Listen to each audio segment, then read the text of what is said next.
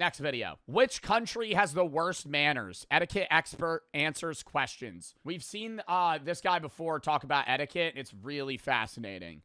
If you remember, he showed how you're supposed to properly eat peas, and he stabbed them with a fork, which I thought was interesting because I always thought you would eat in peas with a spoon. If you saw the late Queen eat a burger, all of a sudden she is not the late Queen because the Queen does not eat burgers. I'm sure the Queen did eat a burger in private. Why does the Queen not eat burgers? Is that like a rule? Because it's like commoner food. What do you think the Queen's McDonald's order would have been? Oh, she was... The Queen of England probably would have gotten a fish fillet. Filet of fish, rather. Anyone's for a fillet of fish. She was. She did. Hello, I'm William Hanson. I'm an etiquette coach, and today I'm answering questions from the Honesty Box. It's not a pre-watch, bro. That's honestly, that's me stereotyping British people. Like, what? What would the late old Queen of England get at McDonald's? Probably a fish sandwich. Should you tell someone if they have bad manners? This is the politeness paradox. It is technically bad manners to point out people's bad manners themselves. Makes my job one of the rudest jobs going. But Dude, pointing out bad manners would be so lame. It depends how bad of manners somebody has. Like this, I'm pointing out. You know, imagine you're having a conversation with me at dinner. Yeah, so, you know, I don't know. I just kind of... Hold up. You just coughing into the air. Something like that. You know, that's disgusting. That's not even bad manners. That's just like you're spreading illnesses, you know. Cough into your elbow, your shoulder. It's only okay for kids. Bro, even a kid coughing, dude, just like straight, like one of those, like, cover your fucking mouth. Like that, I would say something about that. But if it's like, oh, they have their elbows on the table or they're fucking cutting a steak wrong, I'm not saying shit. I think it's better to lead by example rather than to actually tell them off. And if you are going to sort of correct them, it should be done in a very gentle, compassionate way. Perfect answer. When you're done, just chuck it on the ground. Can I place them there? How politely can you chuck it away? How should you hold a knife and fork? Great question. Yo, I used to hold my fucking knives and forks like a caveman. Where's like an object? I used to use a fork like you're supposed, like, okay, if I'm cutting a steak, you know, and then I think you're supposed to switch hands, right? Aren't you supposed to put it down and switch hands and then eat it? That's stupid as fuck. Cut it, eat. Cut it, eat. There's been times where I'm so lazy that I will cut it, stab it with the knife, eat it. But when I was a kid, I used to hold a spoon like this. Like if this was the spoon. Like I used to eat cereal and I would just hold the spoon or a fork and I would stab shit like this. Like a caveman. You've told us that already? Oh yeah, sorry, I mentioned that 2 years ago and you remember that. I can't repeat myself ever. The holidays are here. And the sports are kicking up, whether it be the NHL, the College Football Bowl, the NFL games, or anything of those sorts. Sports are bigger than ever. And what a better way to spice up the holiday games than with DraftKings Sportsbook. The sponsor of today's video. New DraftKings customers signing up with promo code JOEB can place a $5 bet and get $200 in bonus bets if your bet wins. I'm a big parlay guy. Love a 3-pick parlay. Talk about it on stream all the time. Doesn't mean you need to be. You know, the crown's yours. That's DraftKings slogan. You know, you can, bet on whatever sport you want to.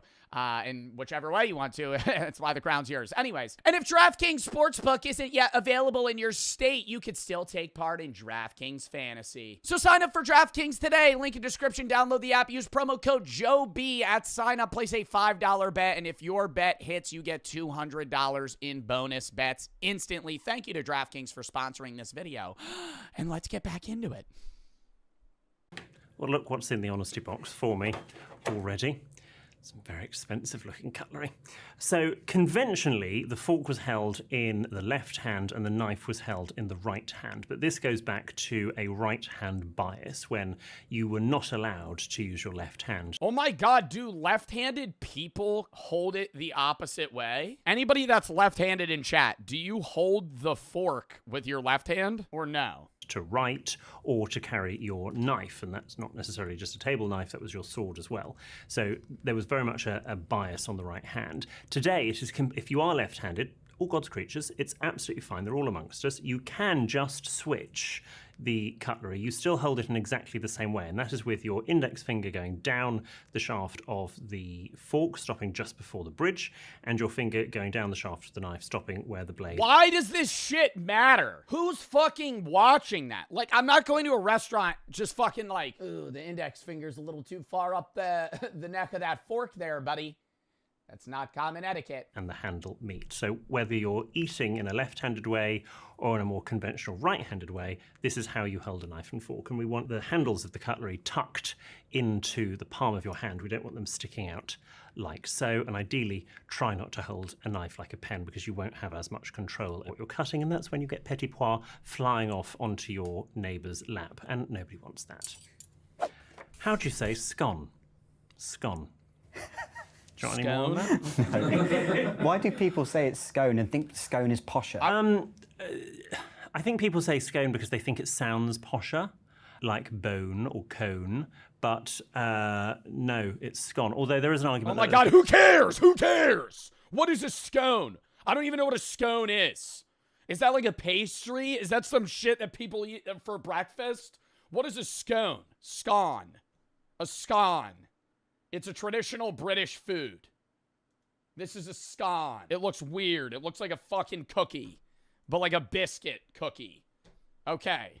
It has like cream cheese or some shit on it. Ew. I mean, it didn't look bad. It didn't look good, but... They do come sort of have origins at the Palace of Scone in Scotland, so there is an argument that nobody is correct, and we should say scoons. But you sound like a loon if you say that. So, no, it's scone, because once it's scone, it's gone. Why are elbows on the table rude? So, yeah, I mean, if it's a dining table, it's actually very hard to eat with your... Nope, I disagree. I will stand on the elbows on the table being perfectly normal and good. It's casual conversation. If I'm having a conversation, I'm probably crossing my arms and I'm putting both of my elbows on the table. At a restaurant, at a fancy restaurant, I'll sit like this. I don't give a fuck. Because this isn't the 16th century. I'm pretty sure historically the elbows on the table rule was a thing because they used to have wide tables that they would like lay on top of like pedestals or something. And if you put your elbows on the table, it would flip the table. So it was like, it wasn't even etiquette. It was just like, hey, if you put your elbows on the table, you're going to fucking knock everything off. But that's not a thing anymore. So it's like, who cares? You know, if there's no room on the table to put your elbows, all right, fine, don't put your elbows on the table. But it's like, most restaurants, you have more than enough space. Elbows on the table. But towards the end of a meal is normally when you see people doing it, particularly if it's a dinner and they're getting a bit tired and they need a bit of support. Historically, why we don't do that is because the dining tables that we used to dine from in the medieval period were, they weren't secure tables like this. They were benches. Hey, I know history. With sheets of wood put on top of them.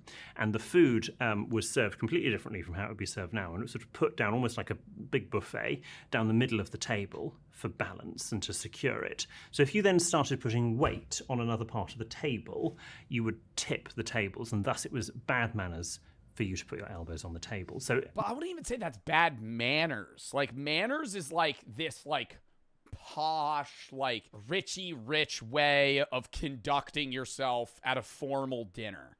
You know, how you're supposed to it's very small things you're supposed to do to impress and not upset other people at the dining table. Fuck that. Right? He walks into church claiming to be Jesus. Chaos erupts. Deputies responded to a church after a custodian reported that a man was demanding to speak with a priest and trying to access a restricted area. Okay. Talk to him. Restricted area? What's a restricted area in a church? Just like the back room?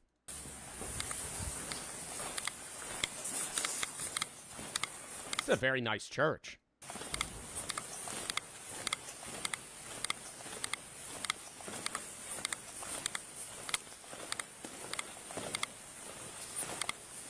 Hello. How are you? Fine. Okay. Where's the guy that they gotta talk to? The one all the way up front?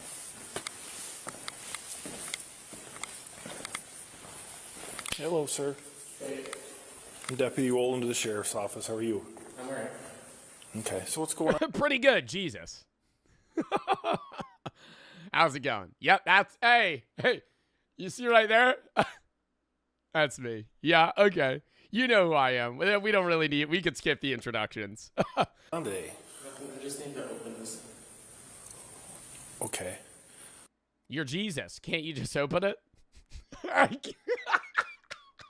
You immediately just, hey man, I can't really get into this lockbox. Can you open it up for me? Dude, aren't you God? Aren't you effectively God in the flesh right now? Couldn't you just, I don't know, snap your fingers and open that? To do that, that's the church's property. I am the church.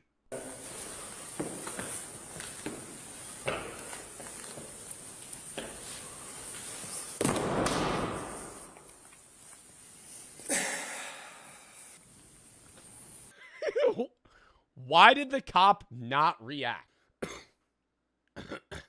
Why? Was he like forewarned about this? The cop was just like dead silent.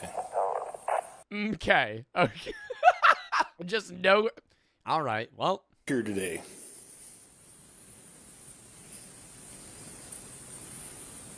Because I'm Jesus.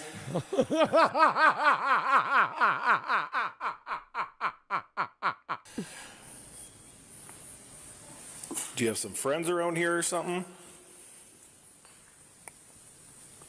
I mean, This feels like an AI video, bro. I know. But this is on a Midwest patrol. I don't know. There's no way this is AI. There's no shot this is AI. for me to help you, you have to talk to me. No, this is real. This is so real.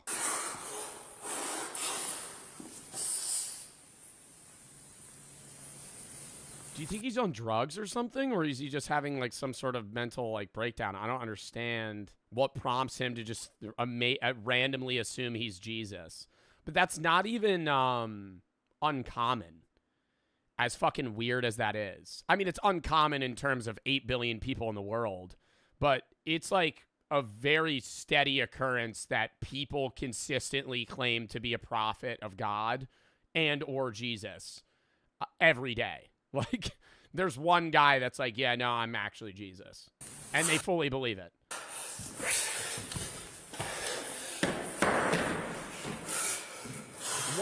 Can I ask what is in the box that he needs? I don't know what's in that box. Oh my God. See, no, that's fucking, no. I'm stopping him right there. I'm not religious myself, but yeah, you know, desecrating like a fucking religious area. Yeah, that's literally just vandalism. Vandalism of a religious thing, right? Like you're at a church. Just ripped off the cross. What the fuck? Oh my God. I mean, I feel like this guy should like step in.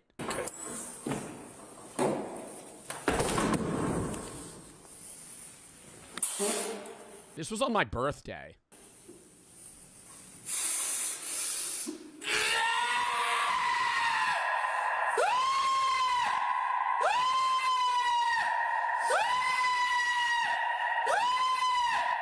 Fucking gay, bitch!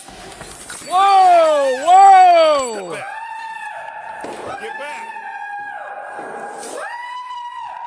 20, can you step up? I love how the other guy's also just observing. Just dead silent. I feel like I would walk up to the cop and be like, you want me to corner him with you? We could trap him. Like, well, we'll take him down if we need to. 616, can you get over here?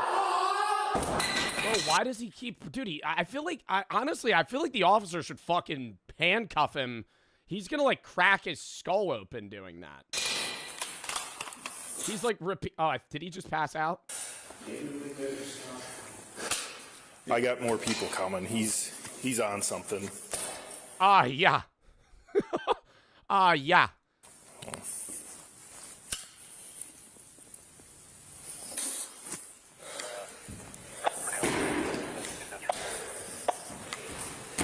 How far out are you? Bro, you got no. Bro, he's literally falling onto his head. 10-4.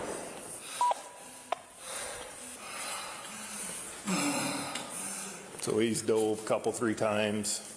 He's fell. I feel like you would do this after too many edibles. You think I would storm into a church, claim I'm Jesus, rip the cross off what is this called? Not an altar. Maybe an altar? I don't know.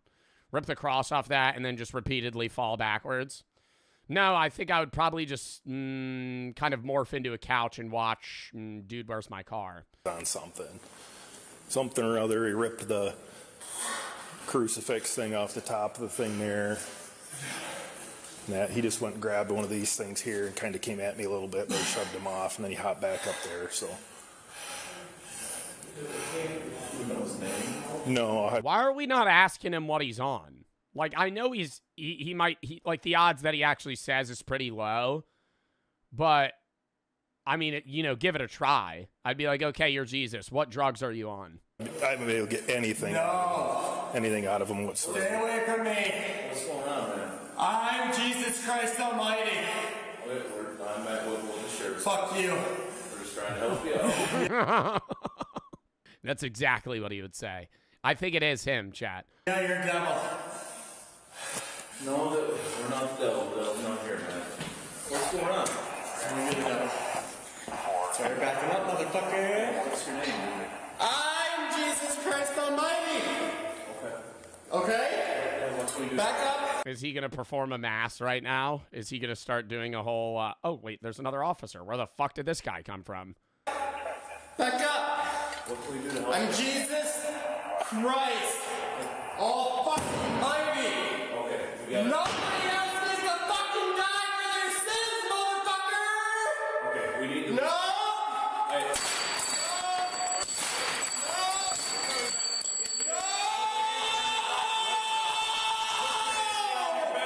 Nobody else needs to die. You are under arrest. Put your hands behind your back now. No, I'm not. Now. Yes, you No, are. I'm not. You're gonna get tased. Put your hands back now.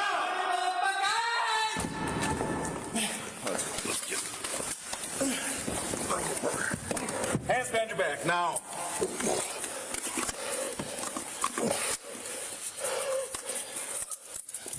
Do you think he would have to end up paying for, like, all the shit he just fucking broke in the church? Like, how the hell would that work? Put your hand No, you're not allowed to do this in here. Put your hand behind your You're back. not allowed to do this in here. You're not allowed to do this in here, bro. You're fucking smashing all of the shit in the church. You're literally, all the stuff. What did they do? You just wandered into the church, start breaking shit. I'm Jesus, you're not. Sitting on a curb. From your first glance, they don't look injured. See another survivor, they're alone sitting on a curb eating something. What do? Option A, approach slowly and ask if they're headed towards the stadium. Option B, cross to the other side and keep walking without making eye contact. Option C, turn back and take a longer route. Or option D, make brief eye contact and nod, and then keep moving. Where's option E, like, hit him in the head with a crowbar? Why are we never getting an extra answer here? Approach slowly as if they're headed towards the stadium. Cross the other side, keep walking without making eye contact. C. You C. You want to avoid contact at all times. I'm going to go D. I'm going to aura check him. So the correct answer here is option D, brief eye contact and keep Love moving. that. So the reason this is the right answer is because you need to acknowledge this person without becoming a variable. Making eye contact shows your confidence and the nod signals peace. Option B or C, ignoring or avoiding them entirely, could be read as weakness, and option A of approaching them is risky. You don't know their intentions or what they've lost. While climbing a fence, you E, piss missile. Yeah, you got to show your dominance. You walk up behind him, you just start peeing on his sandwich.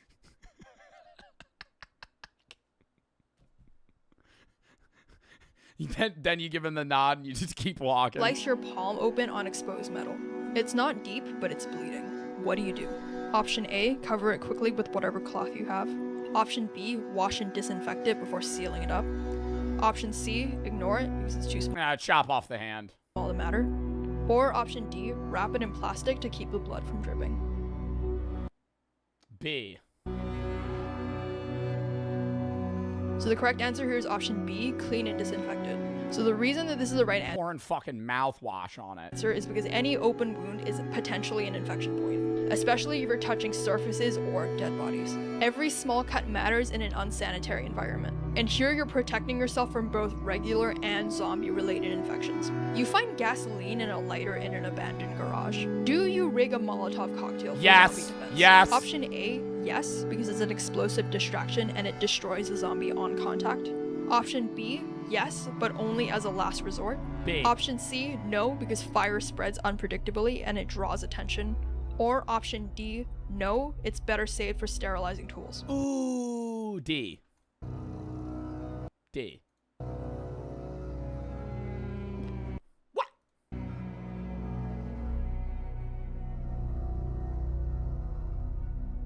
Oh, lost audio. Fire spreads quickly, unpredictably. Fire rarely instant kill zombies. That is true. It would be better for, like, people. When your route was blocked. It's a small space with one door, no You're taking shelter in a back room of a corner shop after your route was blocked. It's a small space with one door, no window. windows, and a zombie is just stumbled in from the front. Inside this room with you are a metal drawer, a kitchen knife, duct tape, and a narrow closet with slatted wooden doors. You have seconds to react. What do you do? Option A, tape the knife to a broken broom handle and prepare to fight. Option B, hide silently in the closet and hope it passes. Option C, climb onto the metal drawer and prepare to strike from above. Or option D, make noise to lure the zombie fully in and then try and slip behind it and escape. Oh, God. These all seem bad. These all seem really bad. I'm stuck in a room with a zombie. I either make a shitty weapon, hide, make a lot of noise, and strike from above. I'm going to go C.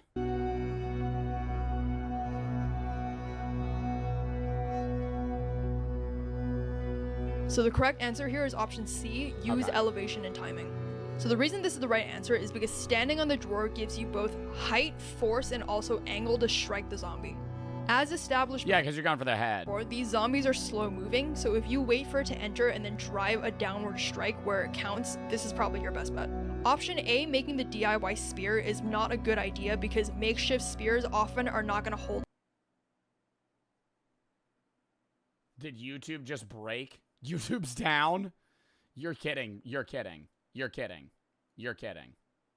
You're kidding. Standing on the drawer gives you both height, force, and also angle to strike the zombie. As established before, these zombies are slow moving, so if you wait for it to enter and then drive a downward strike where it counts, this is probably your best bet. Option A, making the DIY spear, is not a good idea because makeshift spears often are not going to hold up in real pressure. A taped knife is Well, yeah, dude, it's fucking taped. You're not going to get through somebody's skull with that. We don't need to know why those answers are bad. I know those answers are bad. hands.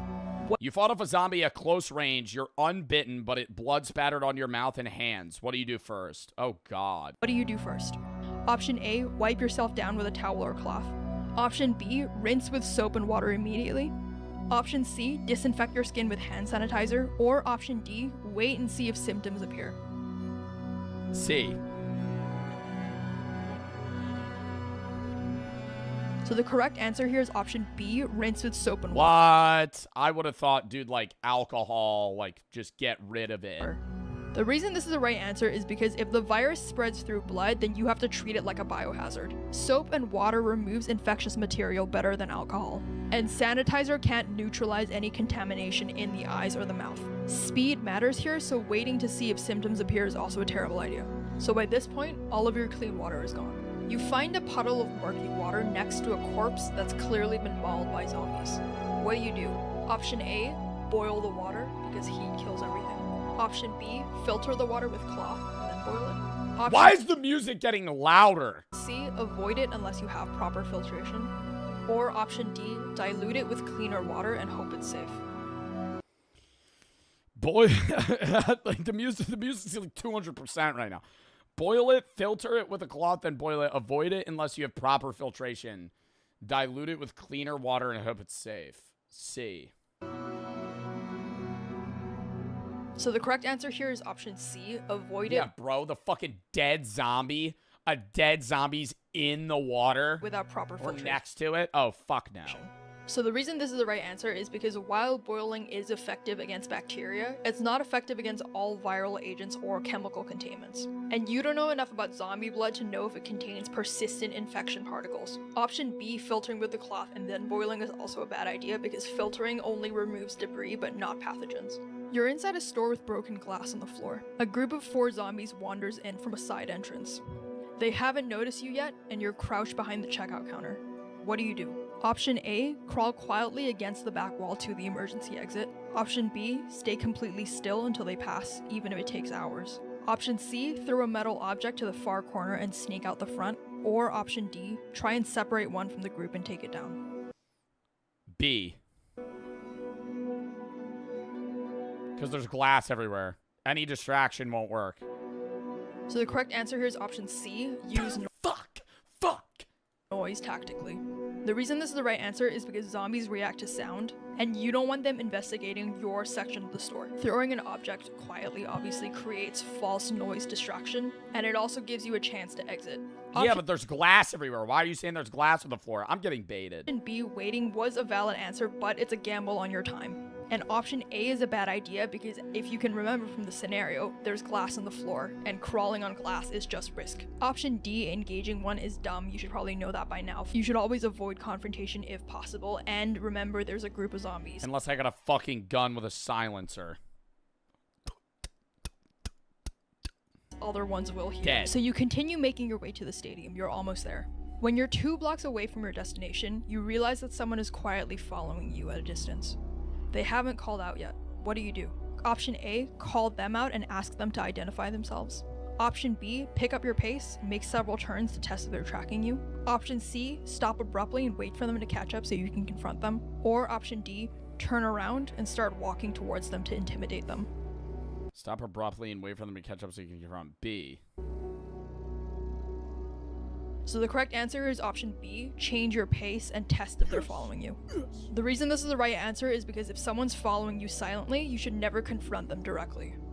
Change your pace and take sharp turns, and if they match you, it's deliberate. Once you've established they are in fact following you, then you can break the line of sight and change direction. Talking to them or walking Break line of sight, bro. I'd be charging their ass at that point.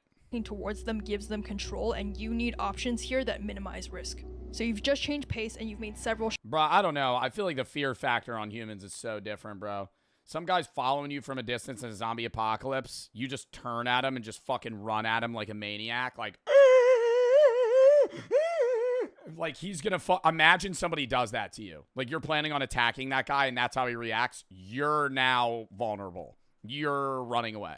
Like he's not getting you. sharp turns, and they match every move. So now you know they're deliberately following you. You're still 2 blocks away from your destination. What do you do? Like, that Option would freak A, me out. duck into a building, break the line of sight, and then exit via a back route. Option B, run the final 2 blocks to lose them and reach the evacuation point as fast as you can. Option C, hide in a shadowed spot and ambush them when they pass. Or option D, shout at them that you know they're following and threaten them to back off. A. So the right answer here is option A, break the line of sight and exit from another route. So the reason this is the right answer is because breaking the line of sight is power here. Once this person can't see you, you regain tactical control of the situation. Entering a building also gives you many alternate exits, angles, and barriers. And most people that are following you don't expect sudden lateral movement. Most likely they're watching you for forward momentum. And if you break the line of sight, you now have options to either double back, wait it out, or have a more controlled confrontation on your own terms. Option B, running to the evacuation point, is a bad idea because it shows desperation, and more importantly, you're going to lead them to your only safe haven and potentially compromise it. Option C, ambushing them, is also a bad idea because even if you win, you risk injury or noise. and you don't know anything about this person, so it's very unlikely that you're going to control the fight. Option D, threatening them out loud, is also a bad idea because aggressive posturing only works if you have leverage in the situation. Otherwise, you're escalating a situation where that person might feel cornered or it provokes violence. So you've successfully evaded this person and you're now 1 block away from the evacuation zone. A lone zombie is blocking the gate entrance. It's slow, but it's fully alert and squarely in your path. You have a crowbar, a flashlight, a water bottle, and a cracked riot shield that you found earlier. What do you do? Option A, use the riot shield to push it aside and run past. Option B, blind the zombie with a flashlight and strike it over the head with a crowbar. Option C, wait for another person to draw its attention and then move. Or option D, throw your water bottle to the far side of the street and then rush through. Blinded with a flashlight? Bro, what is this, a fucking CS lobby? Wait for another person to draw its attention and move. Well, I don't know if anybody's going to do that. I'm going to go A. So the correct answer here is option A, push through with the shield. So the reason this is the right answer is because bypassing is always smarter if you have the option, and here disabling the zombie is not necessary. A riot shield gives you both force and direction. Option B, fighting the zombie, again risks too much noise and injury, and you're this close to the destination. Combat is unnecessary here if you have the option to redirect and move on. For your best chance of survival, you should always avoid fights unless they're absolutely required. They've seen you the zombie guards earlier, and so now you're a panicked looking Sorry, crowd. I'm trying to get through this last question here. You arrived near the evacuation site, surrounded by high fencing with guards and fatigues. Nearby. You accidentally drop your crowbar fencing, guards, and you can see a panicked looking crowd nearby. You accidentally dropped your crowbar during the encounter earlier, and so now you're unarmed. What's the most strategic way to approach? Option A, push through the crowd because urgency signals that you need help. Option B, wait nearby and watch how the guards treat incoming people. Option C, call out from a distance and raise your arms. Or option D, walk directly to the guards, show your hands, and stay silent. D. So the correct answer here is option B, observe before approaching. Damn it! What, like they're just gonna shoot you right in the head and they see you got fucking cut? So the reason this is the right answer is because evacuation zones are often unstable. You don't know if the guards are armed or overwhelmed. Option A, pushing in, could get you mistaken for a threat, and option C draws attention to you, again without you having further context. Option D, walking up silently, can also be seen as evasive or again potentially confrontational. The safest thing to do is still to watch protocol and then mimic it calmly. So that wraps up the last of the questions, and hopefully you made it. So count up how many of the answers you got correct. How many did I get right, chat? I feel like I got like 15 right. You should now have a score out of 28. So now I'll tell you what your score means and whether or not you would have survived the zombie apocalypse. So if you scored between 26 and 28, you would have survived. You're calm under pressure. Oh, I'm fucking cooked.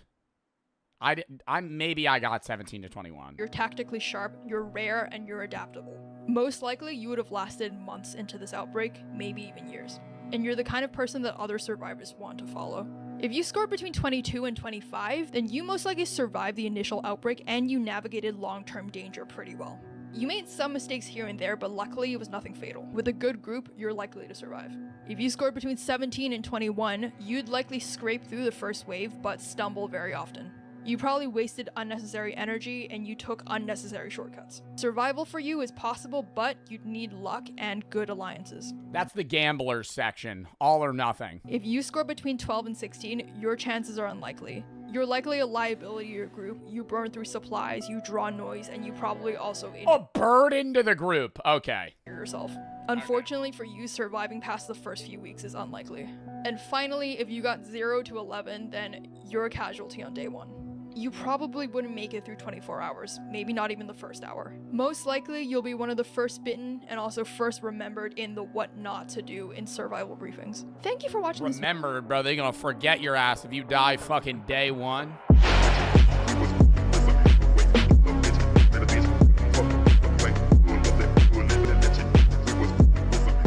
Or sharing their thoughts on the person's life is inherently a sad time. But I think having a mix of mourning, understanding the death, and not moving on, but like having that time to be like, this is like a sentimental, special thing where we're all, talking about this person that's died. And then the aftermath not being just gloom and doom and being like, all right, let's have a good time, have some games, fucking have some drinks, share some stories about the person, and, you know, enjoy it, right? And you're going to go between, like, laughing, crying. It's a mixture, right? Mourning's weird, right?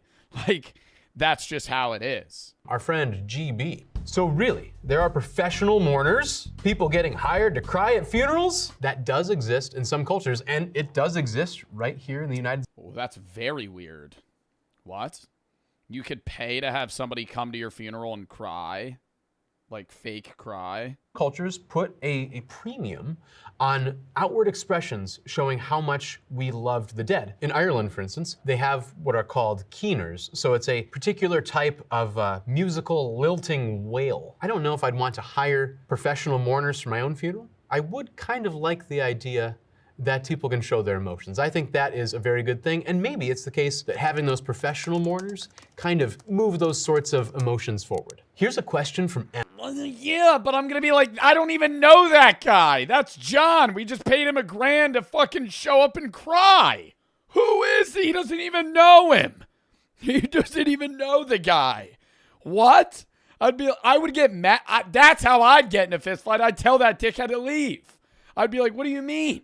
You don't know. What are you fucking all sad about, ass? Extreme embalming a thing. Please make it stop. I kind of agree with you. It is wild. For those of you that don't know what extreme embalming is, typically that's referring to preparing a body in a lifelike vignette. So if he's a boxer, you have the gentleman propped up in the corner of a boxing ring. Or if your cousin is a gamer, we have her in a gamer chair holding an Xbox controller. If someone asked me, Yo, if I died and they put my body in the game, yo, bro. I'm just like, mid-com. I could do it. It would take an awful lot of ingenuity, but I kind of agree. Make it stop. Here's a question from Power Slave. Why? Oh my God, headset on. They cue me into a Marvel Rivals lobby. I'm just...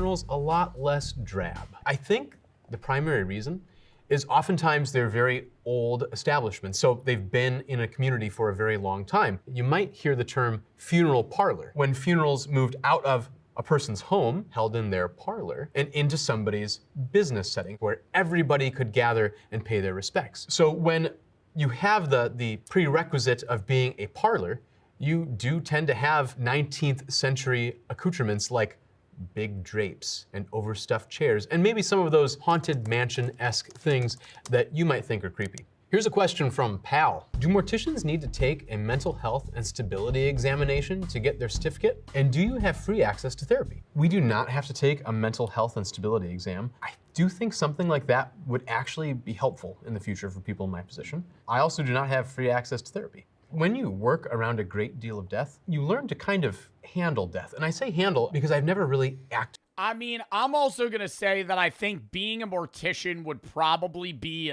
less traumatic than being like an EMT or a paramedic. Like, just having to deal with dead bodies doesn't seem as bad to me as watching people die. Like, watching the light leave somebody's eyes that you're trying to save seems a lot worse on the mental than being like, here's an old person that had a heart attack. It's so ever present in my daily life. It's a part of life that I'm really comfortable with. So in the same way you probably don't see OB nurses going through existential crises when babies are... What about having to prepare a young child's body? That would be so sad. Yeah, what about being a paramedic and watching a kid get decapitated in a car crash? Like, you could have both scenarios be equally bad, right? Like, okay, what the fuck, Joe? I'm not, that's graphic. I know it's graphic. That's what paramedics deal with. Like, if you know a paramedic, that's not too far. I'm not making a joke. I'm making a fucking statement that, like, that job's hard, man. People don't talk about that. I'm not going through existential crises when somebody dies. One in, one out, and I'm just here to help serve you guys. Lo Josimo. Why do people plan funerals before someone dies? Hashtag grandma's still kicking. I would say we're seeing more and more people pre-plan their funerals simply for the reason that people want things done the way that they want it. The best thing a person could probably do, short of talking to your local funeral home and doing formal planning, would be to write down what you want, at least the basics, whether it's cremation or burial or maybe a mix between the two. Write that down somewhere. Yeah, usually in your 20s, well, you should write it down, but in your 20s, you're usually good. Genetics of the strongest possible human. 1 in 10 quadrillion. I don't even know what that is. What are the limits of human strength, and what does that limit look like? Half Thor Julius Bjornsson. Do you think there's ever going to be, there has to be, do you think there's a limit that we're going to hit where, like, world records just cease to be broken? Like the Usain Bolts and Half Thor Bjornssons that break the deadlift world record in the 100-meter, it's just all fucking washed. You know, like maybe once every 30 years some guy beats it, but like the 100-meter would be beaten by like 0.01, 0.02, you know, which is still big in like the 100-meter sense, especially world record-wise. But like I feel like there's going to be a full cap. Like eventually people will stop being as strong or as powerful as they previously were. But like I genuinely believe like Half Thor is like a limit to like strength at least. It's like 7 feet tall, 400 pounds. I'm like, how much bigger can you get as a person? Strength means a lot of things to a lot of different people. To an arm wrestler, it looks like this. To a powerlifter, it looks like this. And in China, it might even look like this. Was that a guy swinging something from his nutsack? So to make sure that we're all on the same page, let's go ahead and narrow it down. We're going to use the sport of strongman, which is arguably the most well-rounded strength sport in existence. We're going to look at the absolute genetic limits of human performance and ask what is required to push those limits forward. And in the process, we're going... I always wonder if like a lot of those pro athletes specifically try to like, I don't want to use the word mate, but like have kids with somebody that's also like a genetic, like, I don't want to say freak either, but like somebody that's, you know, just a monster of their sport. Like, because you see a lot of these, no, genuinely, you see a lot of these strong men and they're like 7 feet tall, 400 pounds. And like they could most definitely have a kid that's way stronger than them. But I feel like they kind of 50-50 their odds. Because, like, all of those top strongmen marry, like, 4'10", non in the sports women. Push those limits forward. And in the process, we're going to build the perfect strongman. That's what Yao Ming did. What, he, like, purposely wanted to have a kid with somebody that he thought would be able to, like, combine with his genetics to make somebody that's, like, a super athlete. I feel like that's a little weird, though, you know? Like, I kind of respect the... just going off of love more because you're Brian, you're fucking, oh my God, Brian, not Brian, what is his name? Brian Shaw. You're Brian Shaw, you know, it's like fucked up if you're Brian Shaw's kid and they're like, yeah, we don't actually love each other. We just wanted to have a fucking sports monster. And that's you. You're not supposed to do anything in your life outside of lift big rock. Because that's what we made. That's what we did. We wanted crazy genetics for... No, like, that's fucked. But that's what you would have to do to have somebody that's, like, the peak in genetics. Now, we all think of muscle as the biggest and most important aspect of strength, and while it is certainly important, your frame is going to determine what your baseline potential is. It determines how much muscle you can hold and how efficient you're going to be when you actually go to use it. If you take a squat or a bench press, the most optimized build is going to be the ever sought after Chad Dachshund build. Most of your height is going to be in your torso. Yeah, I felt like the best bench build is to have really short arms where your bench is just like, and that's like a full rep.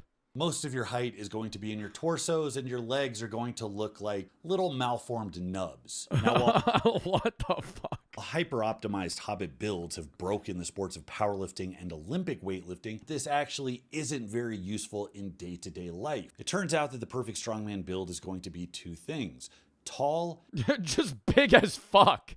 That's what... Is there actually a perfect strongman build? I feel like it's just... be like 7 feet tall and 450 pounds. And apey. Tall because it's tall and apey. Tall and apey, like big, like long arms.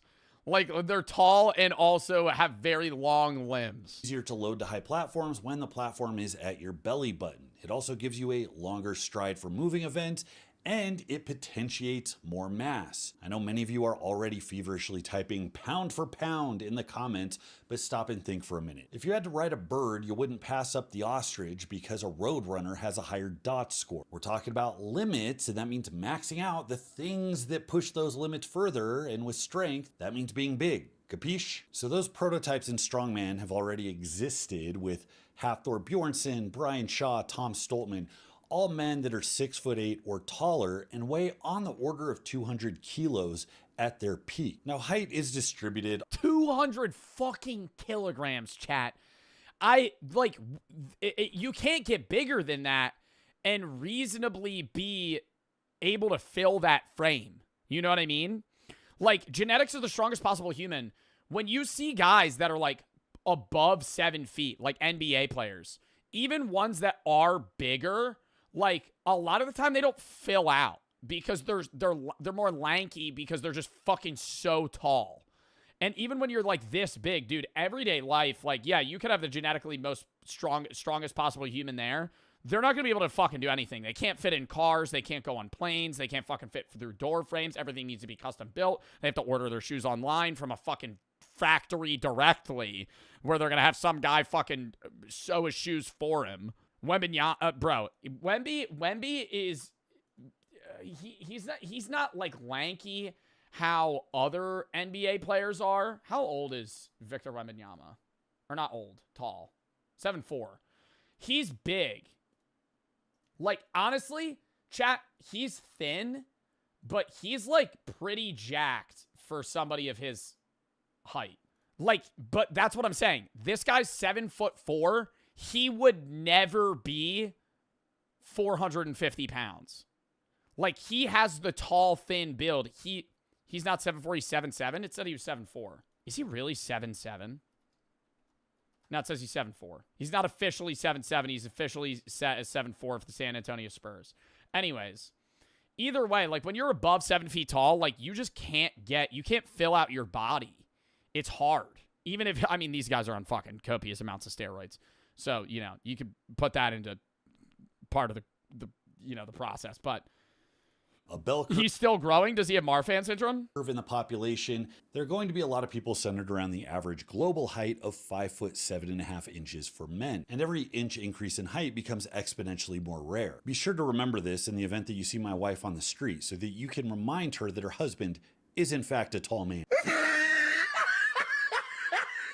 The physical stature of the giant and strongman is very rare indeed. 6'9" is estimated to be 1 in 50,000 people. And to push that limit a bit, 7'1" is 1 in hundreds of millions. That's why I always love the statistic that if you know somebody that's 7 feet tall, there's like a 1 in 10 chance they're in the NBA right now. Not even like a previous NBA player. If you know somebody that's 7 feet tall, there's like literally a 10% chance they're currently in the NBA, like playing in the NBA. You're 7 feet, you're looking at 1 in 10 million. So if you're mapping out the genetic blueprint of this perfect strongman, you might just look at the pituitary gland and think, I'm just gonna supercharge that sucker. We're going to infuse all of the gigantism that we can into this specimen. This fetus is gonna be flooded with... But there's a level of mobility reduction to where they're not gonna be able to lift things either. Like, you still need some level of speed and agility for strongmen and strength in general. Like, when you see guys that are over like 7'5" run, dude, it's like watching literally a stick figure try to like sprint. Like, they can't cut like most people do. And that's why there's so much coaching for like Wembanyama. He has so much coaching for mobility and how he's able to move. That's why he's such a good player, because most guys that are his height can't move the way he does. More growth hormone than a deceased IFBB pro, and we're going to make sure this thing makes Andre the Giant look like a pipsqueak. Now, there is a problem with taking these genetic shortcuts. The flood of hormones that results in this egregious amount of growth tends to lead to wonky bone growth, leading to things like scoliosis. You end up with nerve problems from the bones impeding on the actual nerves and blood vessels. And even though the muscles themselves are technically bigger, they're not structurally sound. The flood of hormones can actually lead to something called acromegalic myopathy, and it's muscle weakness due to the growth hormone-induced metabolic and structural changes. And it's actually not uncommon for changes in joint mechanics to cause instability, especially in the knees, shoulders, and ankles. You got Andre the Giant, who is 7'4", was using braces and canes by his 30s. And colleagues in the WWF recalled that he could no longer lift opponents by the late 1980s, even though he also, though, was an anomaly of a man that was that tall and also fucking jacked. Him and, who's the other guy that's really tall? He's in The Longest Yard, still alive. He wasn't jacked. Who am I thinking of? Also, yeah, he was. Yes, he was jacked. Jacked not meaning like ripped, like jacked meaning huge, like strong. Yeah, Great Khali was jacked. That's who I'm thinking of. Like, bro. This guy was fucking shredded. Actually, though. Great Khali is like more our era of WWE. He was a fucking monster, dude. Like, in a good way. Like, if fucking Great Khali height. He's 7'1", and he was fucking height and weight in prime. He was 7'1" and 420 pounds. He was a monster. And Andre wasn't even that tall. Consider Robert Wadlow, who was a record 8'11" tall. I mean, we're not even... Wait, what? This guy was 9 feet tall? And he was able to walk? Even in the human species anymore. He couldn't walk without leg braces. He had no sensation in his feet and lower legs, and he suffered repeated infections from the braces, which led to sepsis and his death at the age of 22. Okay, so... Dude, he was 8'11" at 22 years old. Maybe we should leave the pituitary gland alone. We can get a very tall person just by waiting for an extreme outlier in the general population. We've had a 7-footer represented in the World's Strongest Man winner pool in the form of Ted Vanderpart. We can also consider giants in the NBA like Shaquille O'Neal, who obviously had the capacity for incredible size and strength. Maybe one day more NBA players will wisen up, and instead of chasing silly things like $1 million contracts, they'll join. Yeah, they'll start picking up rocks for fucking whey protein sponsors. They'll make one fucking thousandth of what they currently make if they just go, if they fucking ship off to Iceland and start fucking lifting stones. Us in our makeshift strongman gym that our moms let us set up in the backyard. Now, short term, I do see the talent pool of strongman expanding to capture more people that are in this category. However, honestly, they have to make strongman more mainstream, and that would make the records shatter. Like, I love watching strongmen, but I would say strongmen is not a mainstream sport. It's a worldwide sport, but it's like nobody watches strongmen. Like, there are people that do, but it's not something that's like, oh shit, there's a strongman competition. Like, I gotta take off to go fucking see that. If we're going to consider man-made fiddling, then we have to consider that it's not an astonishing proposition that in the near future, tall parents are probably going to engage in some genetic selection to make sure that they have taller children. And we've already seen... We were just talking about that. Guys desperate to meet the unrealistic standards of women in the online dating pool go... Mortician answers burial questions from Twitter. Hi, my name is... But he doesn't talk like that. We've seen this guy before. Morticians freak me out a little bit. I'm not being rude to this guy. I love this guy. You know... I've seen his videos before. It's just like, you know, it's just like such casual talk about like, yeah, so I remove the organs. I remove their organs, then I pump them, I drain their blood. I'm Victor M. Sweeney, licensed funeral director. Victor. Victor is such a cool name for a mortician. And I'm here today to answer questions from Twitter. This is Burial Support.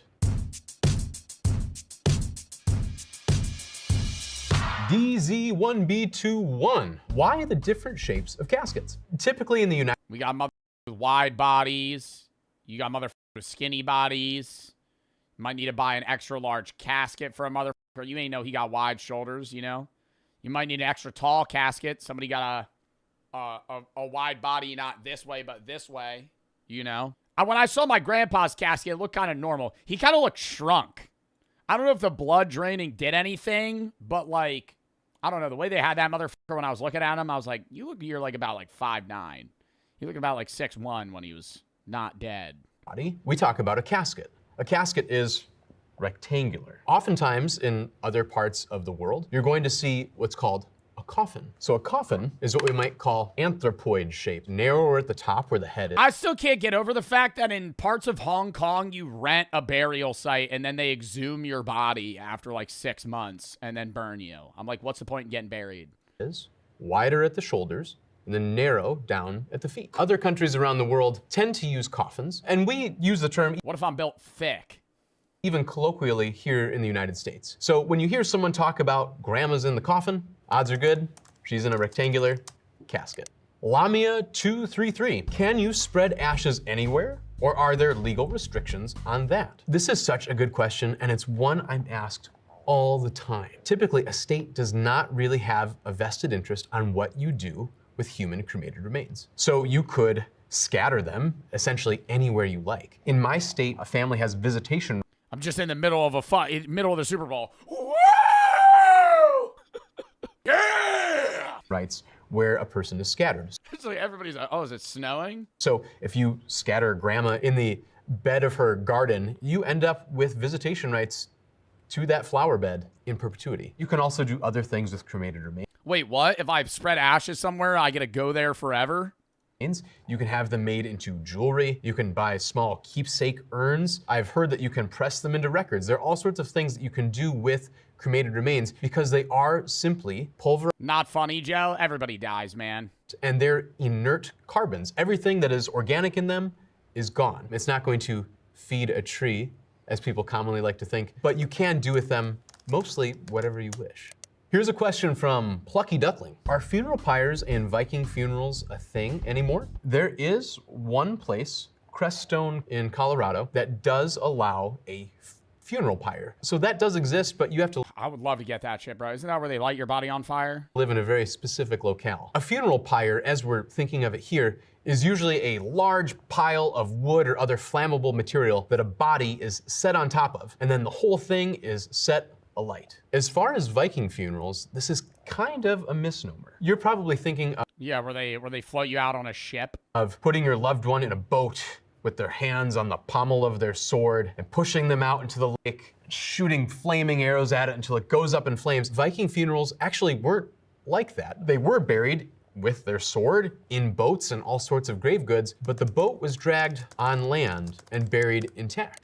Here's a question from Signature. Why do people take photos of the dead in a casket at funerals and post it on social media? Please stop doing that. Yeah, that shit is weird. See that shit on Facebook, just a picture of a dead body, bro. Like, yo, what are we doing? I feel like, and it's also like, you're not living in the fucking funeral, bro. Like, you're there to mourn. Why are you posting that shit on Facebook? Look at the dead body. People do that? Not often.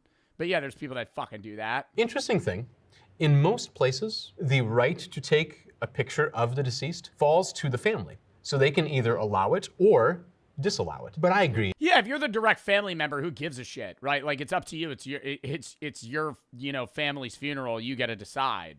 But like, I do think that's odd to be like walking past the funeral in the line, or the casket in the line, and you're just like,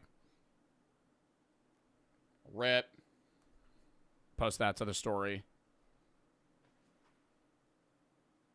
Don't put it on social media. That's something that should be kept just for your own personal use. Next up, we have a question from Stan Combe Wills. Who gets to decide who gets invited to my funeral? The short answer is your family. They can decide who will come, and likewise, who is not allowed there. Fun fact, you do not need an invitation to attend a funeral. You can just show up. Funeral crashing is a thing. There was a gal that I used to Damn, bro, that's fucked up. Yo, crashing a wedding's one thing. You pulling up to a funeral and being like, he was a great man. Could I talk? Could I give a speech? Video idea? Yeah, funeral crashing. You know, back at one of the funeral homes I worked with, her first name was Bunny, and Bunny would come to every funeral, regardless of denomination and location, and I am certain she didn't know that many people. She came for those sweet, sweet scalloped potatoes and ham. Our next question. Oh, she came for the food? I thought I could see people that just go to funerals because they like watching that for some reason, you know? Like the spiritual process of like people mourning. Like there could be somebody that like enjoys that. Question is from Nate Bones. How come cemeteries never run out of space? Sometimes cemeteries... Been asking that shit, bro. Been asking that. When's it acceptable to dig up a motherfucker from the 1600s? Never? I'm just, at some point, we're going to run out of space. They're doing it in China already. In Hong Kong, they dig up motherfuckers and they burn them. Right? Or then they put you in a box. Like, at some point, we're going to run out of land. You know, a bunch of dead bodies where you start stacking them on top of each other. I mean, that's why they have, what are they called? Crypts. They have crypts now where you're in a drawer. You're buried, but you're in a drawer. So I could see, like, at some point, there literally being just a building full of dead bodies. Do run out of space. In larger metropolitan areas, sometimes it's the case where families will actually bury their loved ones on top of existing graves. In certain other countries and in other parts of the world... What? Graves. In certain the case, sometimes cemeteries do run out of space. In larger metropolitan areas, sometimes it's the case where families will actually bury their loved ones on top of existing graves. In certain other countries and in other parts... So they're double stacking a tomb? ...of the world, you actually just rent a grave space. So for instance, in Germany, your grave space is not your mom's or dad's forever, but for a period of years, after which your rent expires, they dig up the dead, and they put them elsewhere in a common grave, usually. Here's a... Why are we renting a grave then? I don't get, like, if you're getting buried, isn't it supposed to be a permanent resting space? They gotta dig you up. They gotta dig you up when you don't make rent. And what is a common grave? A place in the ground where multiple unrelated dead bodies are buried. From Dr. Bumforfire, what is sky burial? Sky burial is a practice that takes place in Tibet or Nepal, where bodies are actually left out and hacked apart for condors and vultures to eat. The way that they render a human body to just bones is by letting animals do the work. We have a... I kind of fuck with that. I've always said, I don't think I want them to hack me to pieces. I think you just chuck my ass in the ocean. Not off a pier, you know, drive out 10 miles, throw my dead body in the water. Throw my dead body in the water, tie my ankle to a cinder block, and then the fish will eat me. Question here from Teaspoon. Do funeral homes have busy times of the year, or is it just dead all year? Fall and spring are going to be the busier times of year. Fall, because the weather change has something to do with there being more deaths. And spring is usually busier, especially where I'm from, where it's cold. We have a normal workload, and more people die in the spring and the fall. And then all sorts of burials that we had to delay over winter. That end stretch of winter into spring, when everything starts to melt, the ground is simply too soggy to even set foot in the cemetery, let alone bring a whole line of cars and a casket. From fall and spring are the busier times. Fall because the weather change has something to do with there being more deaths. Spring is usually busier, especially where I'm from, because where it's cold, we have to do all the burials we had to delay over the winter. From Kai Schwa. Why are funeral homes always family owned? Interestingly enough, more and more, we're seeing funeral homes get bought up by corporate entities. So it could be that you're... On God, I'm hearing this motherfucker's tummy rumble. Listen. We're seeing funeral homes get bought up by corporate entities. I'm hearing his stomach grumble when he... No, it's not mine. So it could be that your local funeral home, despite being called the Smith Family Funeral Home, is actually owned by a larger conglomerate who might operate 5, 6... Somebody get this guy a Cliff Bar. Sorry. Family Funeral Home is actually owned by a larger conglomerate who might operate 5, 6, 10 funeral homes in your area. I think you'll always find that the business where you know the owner and they live in your locality and they shop at your stores are generally going to be more caring and more transparent than the ones that are there simply to turn a profit. Well, I mean, they're all there to turn a profit, but yeah, you're more open to people that are localized versus like, imagine like Amazon had a funeral home. You'd be like, okay, well, I don't really want to do that. You know, you'd rather go with somebody that's like local and actually gonna care. But at the same time, I think it'd be a cool rule to have all morticians have to walk and make some sort of rough rudimentary will of like assets and then also wishes. And make sure your loved ones have it. From Carly Star 82, why are funerals so expensive? Feels like a scam. Usually when we're planning a funeral, there may be 3 subsections that a family has to pay for. The first one is professional services. That would include things like setting up the funeral and going to it and bringing a body from the place of death, maybe embalming the body or taking the body to the crematory. Another subsection would be merchandise, things like a casket or an urn, maybe a burial vault. And then Yeah, but I feel like some of those cost so much money. And I know, bro, they got to be profiting off of it. I mean, that's what a funeral home is. Like, a funeral home is a business, right? They have profit margins. How much is an urn? I feel like they vary widely. $75 to $350. Not that bad. How much is a casket? $2,000 to $5,000. See, I mean, yo, put me in a cardboard box. $5,000? $5,000 for a fucking casket. the third section are what we call cash advanced items. So things like your gravedigger, your funeral lunch, flowers, newspaper obituaries, all the other odds and ends that are tangentially related to the funeral will get conglomerated into one big bill. So usually when a family receives, let's say, a $10,000 funeral bill, it will include part that goes to the funeral home, but a lot of it's going to be paid out to everybody else that participates to make the thing possible. Our next question is from SOS Fitness. Do funeral homes charge extra for plus-size coffins? Yes. The answer is yes. Being that there are more materials that go into a plus size or what we call an oversized casket or coffin means the price goes up. Here's a question from that's not how it works with shoes, Mr. Victor. So why is it doing the same thing with caskets? Interesting. No, it's because usually, I think it's because the majority of dead bodies will fit in a casket unless you need a plus size casket. Whereas like shoes, everybody has a different shoe size. But I have a shoe, like if my shoe size is like 11 and a half, your shoe size is 5. Me and you are still going to fit in the same fucking coffin. But now you have a guy that's 6'6" and 430 pounds. That guy needs to go in a special coffin. Tyranny1. Is wearing black to funerals still a thing, or can I wear any neutral color? You can wear any color you want. I've had families where they want the funeral to be more of a celebration. I've had families come wearing all Hawaiian shirts, or all sports jerseys, or everybody wears purple because that's grandma's favorite color. Next up, we have a question from Saru Atik. How to write a eulogy? I'm not good with words. I actually had to give the eulogy at my best friend's funeral when he took his own life. And that's an extremely challenging thing. My goal with that was to talk about my friend's life, but then talk about kind of those universal values that we all share. So things like unconditional love and yeah, you kind of want to relate back to the people that you're speaking, right? Like when I spoke at my grandpa's funeral, like I'm not gonna bring up my philosophical views, right? I'm not gonna air out on stage that I don't think he's in an afterlife. But what I said was along the lines of like praising him as a father figure in my life, and then relating back to the fact that his memory will live on within us, and I'll remember him in my own life until the day that I die. And then it's my time to be remembered, right?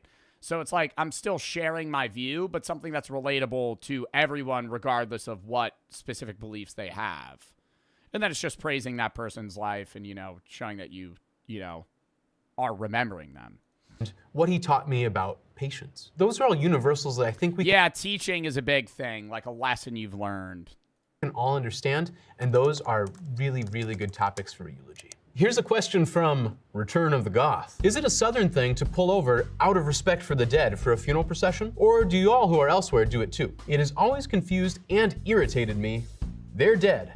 I don't know them. I'm on my lunch break. Move it. It really depends on where. You should pull over for a funeral proceeding of people. Does that make sense? Like, if I'm at a stoplight and they all got their flashing lights on and I could tell they're all a part of the same party, I'm going to wait for them. That's just respect. It doesn't matter if you don't know them because you're going to be in a similar situation as them. You're going to want them to wait for you, right? Like, I don't care. Like, I'll wait that 5 minutes. Where you live in the country. Where I grew up in the state of Michigan, it was very customary when you saw a hearse go by, you pull over and let them through. Where I live now, that's not usually the case. In fact, I've been in trouble often enough for driving the hearse down the very middle of the road on the dotted yellow line to get people to pull over, only because I have a place to go too, and typically it's a little more time sensitive than your lunch break. Maybe instead of being irritated, you could think of it as a gift you could give to the family of your time. It's usually only a little bit. I think it's a societal respect, you know? Even if you don't know, it's the same thing. You're basically saying I'm sorry for your loss silently by just having the common courtesy to fucking move out of the way, you know? Like this, they're all dealing with somebody that died. You don't know them, but like, you're basically being like, oh, sorry, you know, let me move out of the way.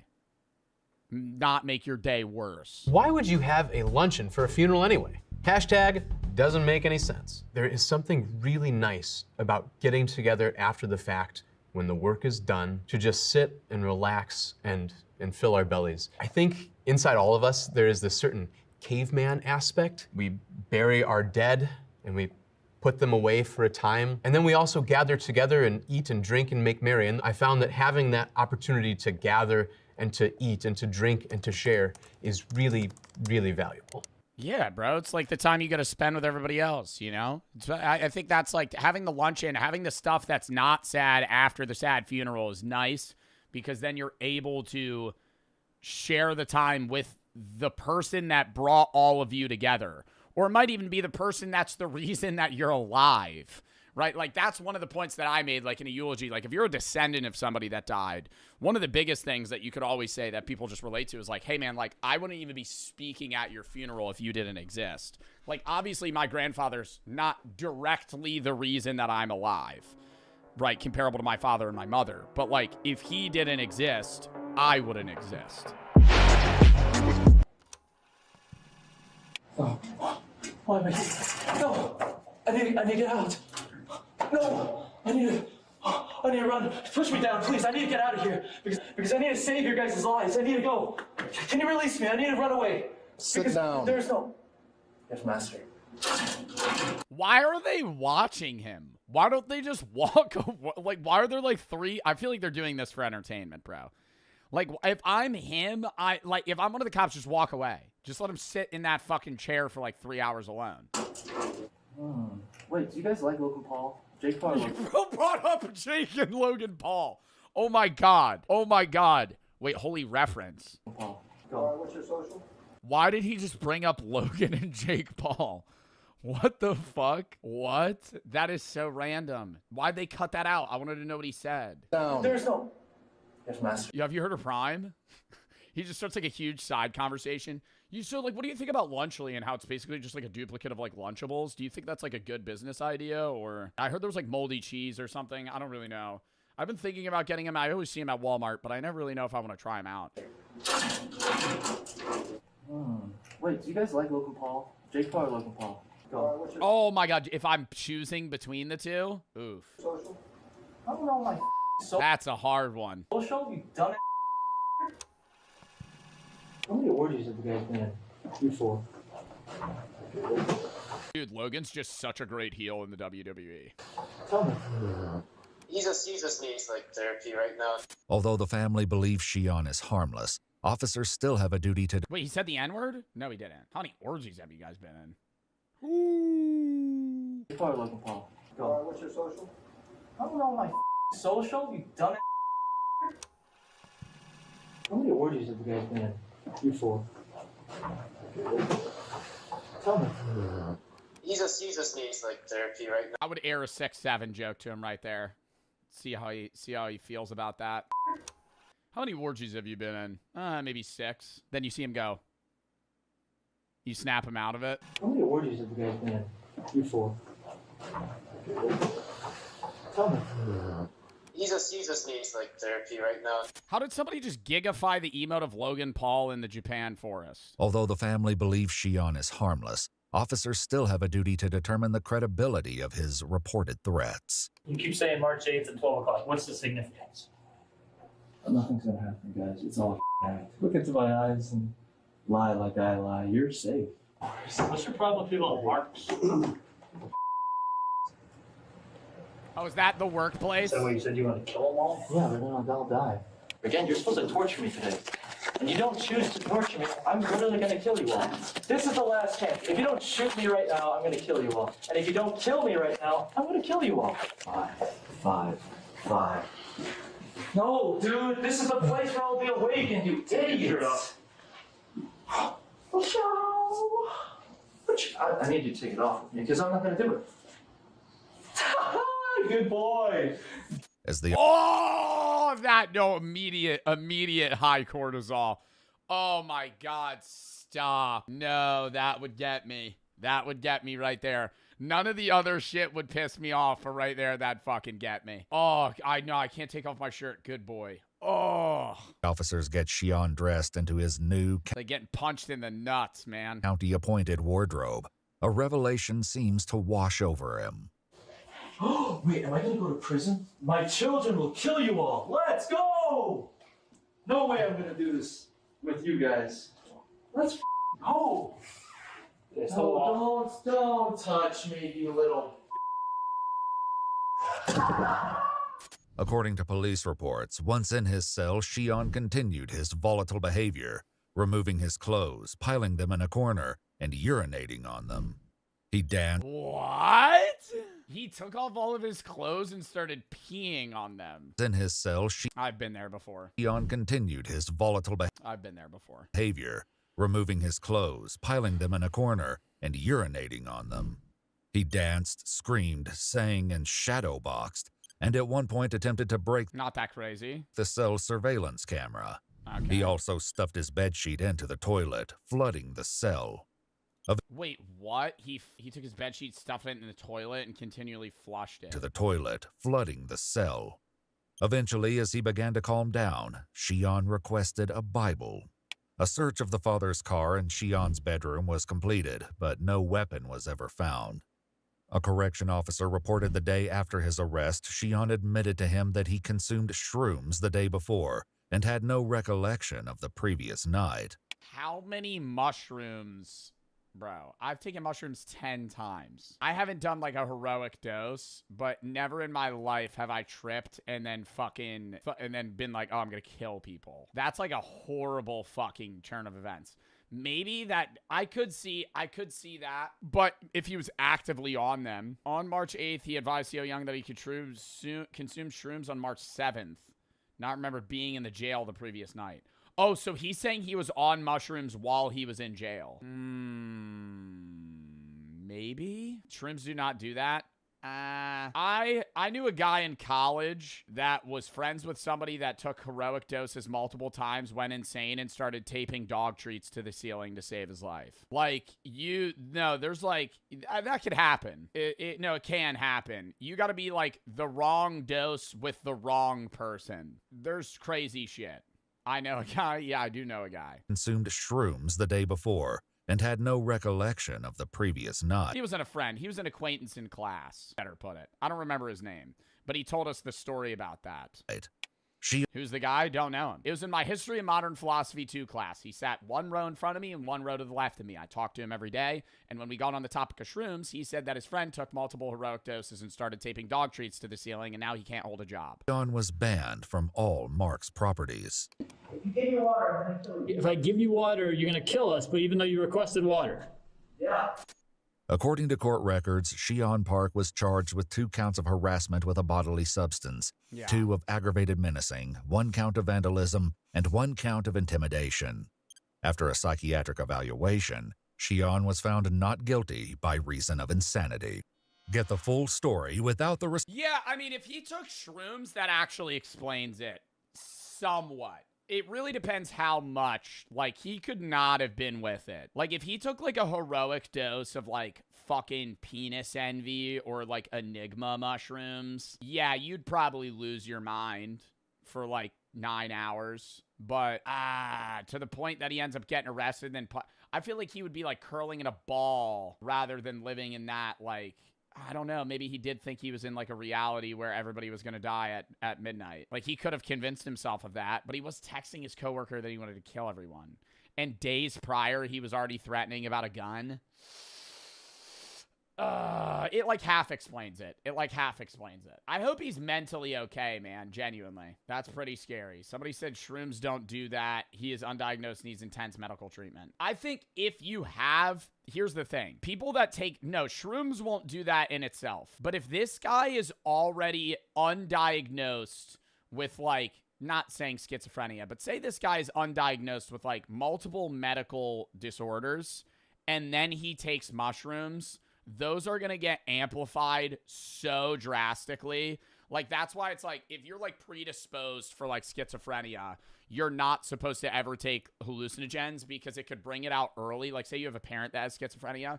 If you take mushrooms, that could be like really bad. Like, so he, especially his dad seemed like he didn't really get what was going on. So I'm assuming the dad probably never got him like to a psychiatrist when he was younger. You know, first manic episodes these cops have ever met. Yeah, they did get rage baited pretty quickly. I don't know. Ugh. He seemed so with it, though. Like, with it, but also, like, out of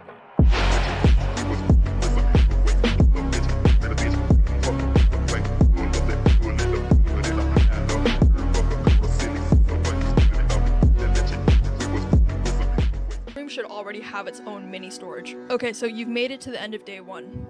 Bro, I really just feel like these people be bums, dude. I know she's basically giving the rundown of, like, this is how you should survive based on, like, actual research. And so I think that's valid. But in my brain, I feel like I'm imagining this ragtag trio.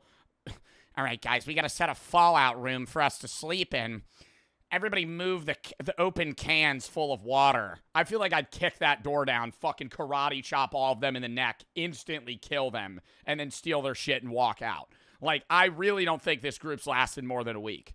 Based off the vibes that this is giving off, like the answers, if somebody's like, all right, got my bug out bag ready by the door in case. Barricades, water, food, signals, safe room, and hygiene are all handled. What should you do to finish the day? Option 1. Stay awake all night in rotating 2-hour guard shifts. Option B, start a small cooking fire on the balcony to reduce indoor smells. Option C, signal— What? Start a small cooking fire on the balcony to reduce indoor smells. So I'm just saying, if it ends, no, I'm not even gonna say it. If it's B, I'll crash out. Signal from a window in Morse code that survivors are still inside. It's not C. That's like the worst. C's the worst option. From a window. Well, you're just from the, it's pitch black outside. You're like shining a flashlight. Fucking, like they're gonna even know it's Morse code. In Morse code that survivors are inside. Or option D, mentally map a 10 to 14 day isolation timeline and nightly routine. Bro, 14 days? I feel like I would leave the city so much faster than that. Stay awake all night in a rotating 2-hour guard shift. So you would sleep 4 hours at a time. I'm going to go A. So the correct answer here is option D, build the timeline. Mentally map a 10 to 14 day isolation timeline and nightly routine. Bro. 10 to 14 days. Mentally map that. Yo, I feel like I would write that down with like a pen and paper of like, this is where we should go by this day. This is the right answer is because this sets psychological expectations and also ration discipline. Setting fires, making signals, or having exhausting all-night watches just create risk without adding any immediate survival value. So it's now been 48 hours since the beginning of the outbreak. You've not heard any sirens, no screams, no gunfire, just silence. You crack a window and you listen, and movement sounds faint and far away. What do you do now? Option A. Do out a very big belch to see if anything makes a weird noise. Go outside and scream. Slide open the window a few more inches for ventilation because the air inside is stale. Option B. Scan the street from behind the curtain for movement or patterns. Already A. Already A. Option C, step briefly onto your balcony and confirm how many bodies you can see below. Or option D, knock on the ceiling to check— Stepping onto the balcony is really a bad play. There's a sniper. There's a sniper that's been waiting on the roof this entire time. Knock on the ceiling to check if the neighbor's still alive. I do love that play. Are still alive. I'm going to go A.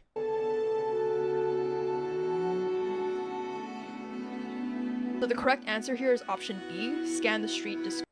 Oh, scan the street. Oh, but so scan the street, but not on the balcony, because if you step on the balcony, that's where the nine Black Ops fucking 6 snipers just come out and trick shot you right off the fucking roof. Scan the street from behind the curtain. Yeah, for movement or patterns. Okay. Just to get like a gauge of who's outside. So the reason that this is correct is because in the 48-hour period, this phase is about information without exposure. If you're looking quietly... Bro, but this is like... I know the first day is going to be the most hectic. But I feel like once you're in the city for a long period of time, that's where like groups are actually going to start getting together that like want to attack people. And that's where like hordes of zombies are going to start, you know? I feel like getting out of the city earlier is better. I know it's going to be harder, but like imagine like day 5 of the apocalypse, you're trying to leave Boston. Like you're walking out to like everything's blocked on the streets. Everything's out on the streets, right? Everything's blocked. There's zombies everywhere. There's people waiting to see or hear you so they can attack you. Like you're kind of hard locking yourself into that city for a long time. Through a covered window, this can give you insight into movement without sound or silhouette. Opening a window or stepping outside creates unnecessary noise and profile. And knocking is an even worse idea because you don't know who's alive or what they'd do if they heard you. You suspect that the apartment across the hall is abandoned. The door is cracked. What do you do? Option A, enter quietly and search it for supplies. Option B, close and secure the door from the outside to prevent risk later. Option C, leave it untouched. Or option D, knock once, wait, and then cautiously enter with your knife drawn. Bro, with my what? Like a fucking butter knife? Like my kitchen knife? I don't have a better weapon? Bro, I have a fucking spear and a sword. Or a gun, bro. Like, literally, you don't have any of these. I just have a fucking kitchen knife. C, leave it untouched. I feel like leaving it untouched is stupid. Probably close the door. I'm gonna go B. So the correct answer here is option A, enter quietly and search. So the reason this is the right answer is because at this point, controlled scavenging is strategic. If a room is clearly empty, it's better that you take its resources before someone clearly more desperate does. Avoiding all unknowns also isn't sustainable long term. Don't knock, don't announce, don't waste the opportunity. At night, you hear footsteps and whispering outside your apartment door. It's clearly human. What do you do? Option A, press a fucking sawed-off shotgun right against the fucking wooden door. Go, hey! Are you guys, how many survivors are there? They walk up to the door. Are you guys in there? Boom! Right through the fucking door. Hole straight through their fucking chest. Kick that fucking door open. Bang. Elbow to the fucking jaw. Deck him. Steal all their shit. Throw them into the fucking streets. Use them as a symbol monkey like zombies. And then I get the fuck out of the city. stay completely silent. Don't move. Don't make noise. Option B, whisper to your group to grab weapons in case they come in. Option C, make a deliberate sound to show that you're at home and you're not worth breaking in. Or option D, wait for them to move on and then open the door quietly to check. Stay completely silent. Don't move. Don't make a noise. Whisper to your group to grab weapons in case they come in. Make a deliberate sound to show you're home and not worth breaking in. Wait for them to move on, then open the door quietly to check. Not D. I'm gonna go B. So the correct answer here is option A, stay silent. So the reason that this is the right answer is because this isn't the time to act. Silence is your defense. If they're looters, they'll avoid resistance, and if they're panicking, noise can make them choose your door. If they're infected, sound draws them. You only move if they try to enter, and even then, you don't speak. Your flatmate whispers too loudly during a routine water check. Yeah, I think silence is good. Maybe the sawed-off shotgun to the wooden door probably isn't a great play on second thought. But either way, I still feel like some sort of attack might be good. And you hear a muffled groan from someone. Release nerve gas through the air ventilation. I throw a canister of nerve gas through the vents. What do you do? Option A, take a position at the door with a weapon in case. A few minutes later, I hear a groan. Your flatmate whispers too loudly during a routine water check. How many waters do we... Oh, sorry. How many waters do we have? One comes through. Option B. How much water's left in the bathtub? B, quietly relocate everyone to your fallback room and lock the door. Option C, tell them to stay put and go investigate alone while it's quiet. When the fuck can I leave the city? Or option D, whisper sharply at them, telling them to shut up and listen. A. You can't risk losing your room.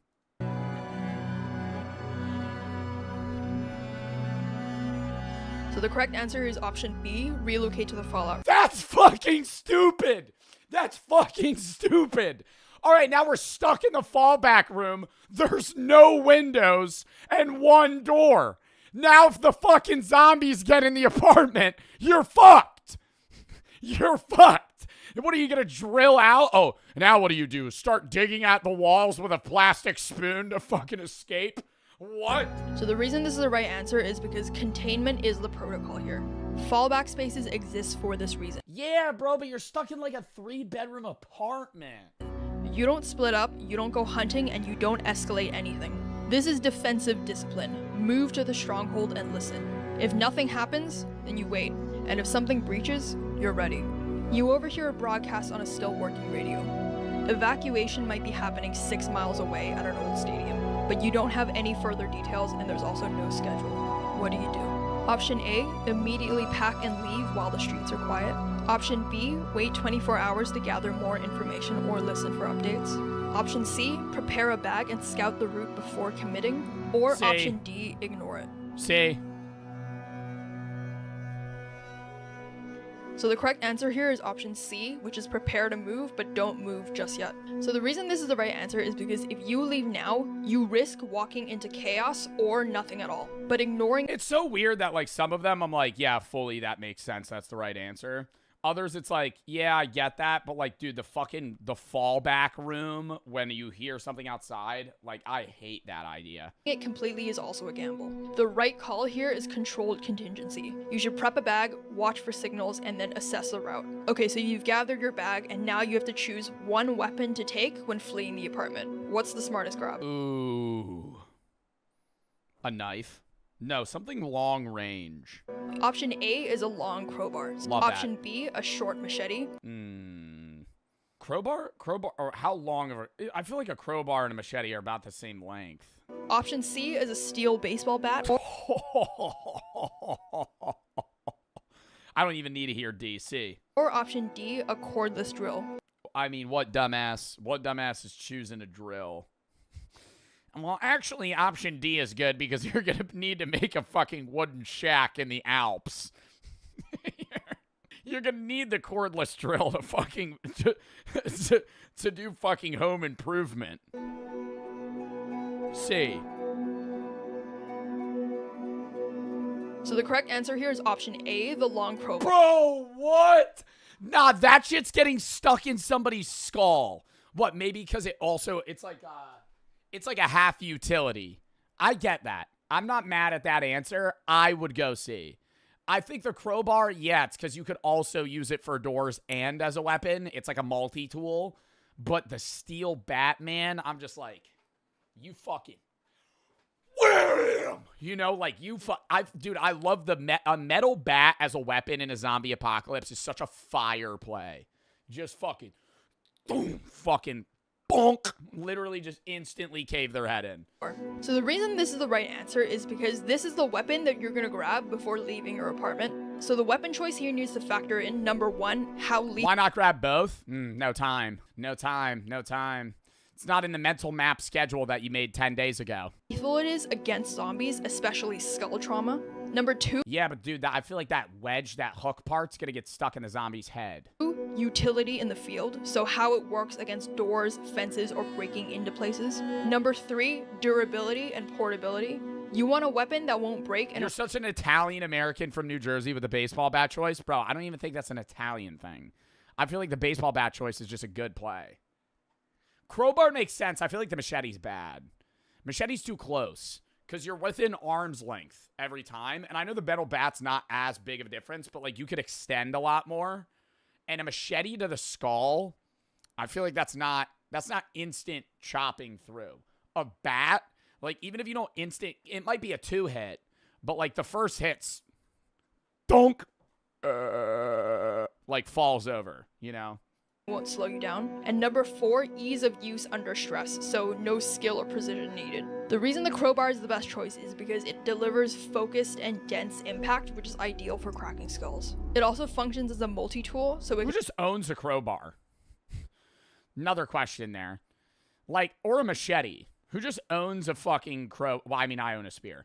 But like, who owns a machete or a crowbar? There's no edge to maintain, there's no power required, and it's nearly indestructible. And basically, it works in both combat and escape. All in all, it's the most versatile survival tool that you can carry. The machete was a viable option, but it's risky. It's good in the sense that it's fast and it's light, and it's good for clearing brush or like cutting rope, but it's not really— What am I fucking fleeing to Brazil?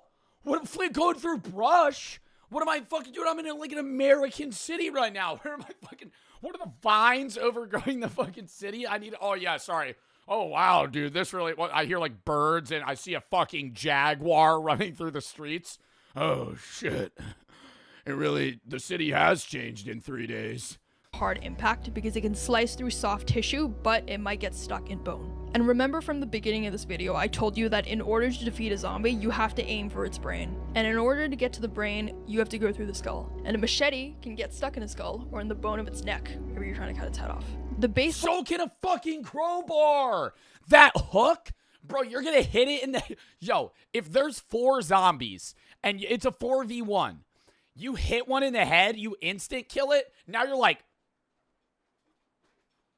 trying to pull it out. The bat, you're going wham, wham, wham, wham, fucking over and over again. It's like it could be a really good idea, but it's probably going to perform poorly. The reason for this is because it's unnecessarily heavy, it's tiring to swing, and also there's no extra function. What do you mean entirely heavy? It's a fucking bat. It's like a steel or aluminum bat. I feel like that's so easy, bro. That's not too heavy. Besides the intimidation. Bats also often glance off of bones. Yeah, dude, that's also good for humans, man. That's good for humans, bro. I feel like, chat, what's scarier? Ooh, maybe a machete. For humans, you're running, you see a pack of people as well. Are you more scared of a guy with a machete or a metal bat? Not great for cracking skulls, especially if you're swinging at a bad angle. And the cordless drill is wrong because that's not great for cracking skulls. Hard disagree. I think I could split a skull with one swing of a steel bat. Yeah, but it's probably going to perform poorly. The reason for this is because it's unnecessarily heavy, it's tiring to swing, and also there's no extra function besides the intimidation.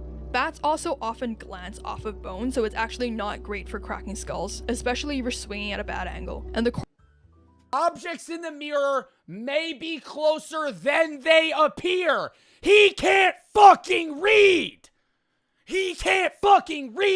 This is why it says 40% of the fucking US American adults are illiterate, because he has the reading level of a fucking 3rd grader. Objects in the mirror appear closer than they are.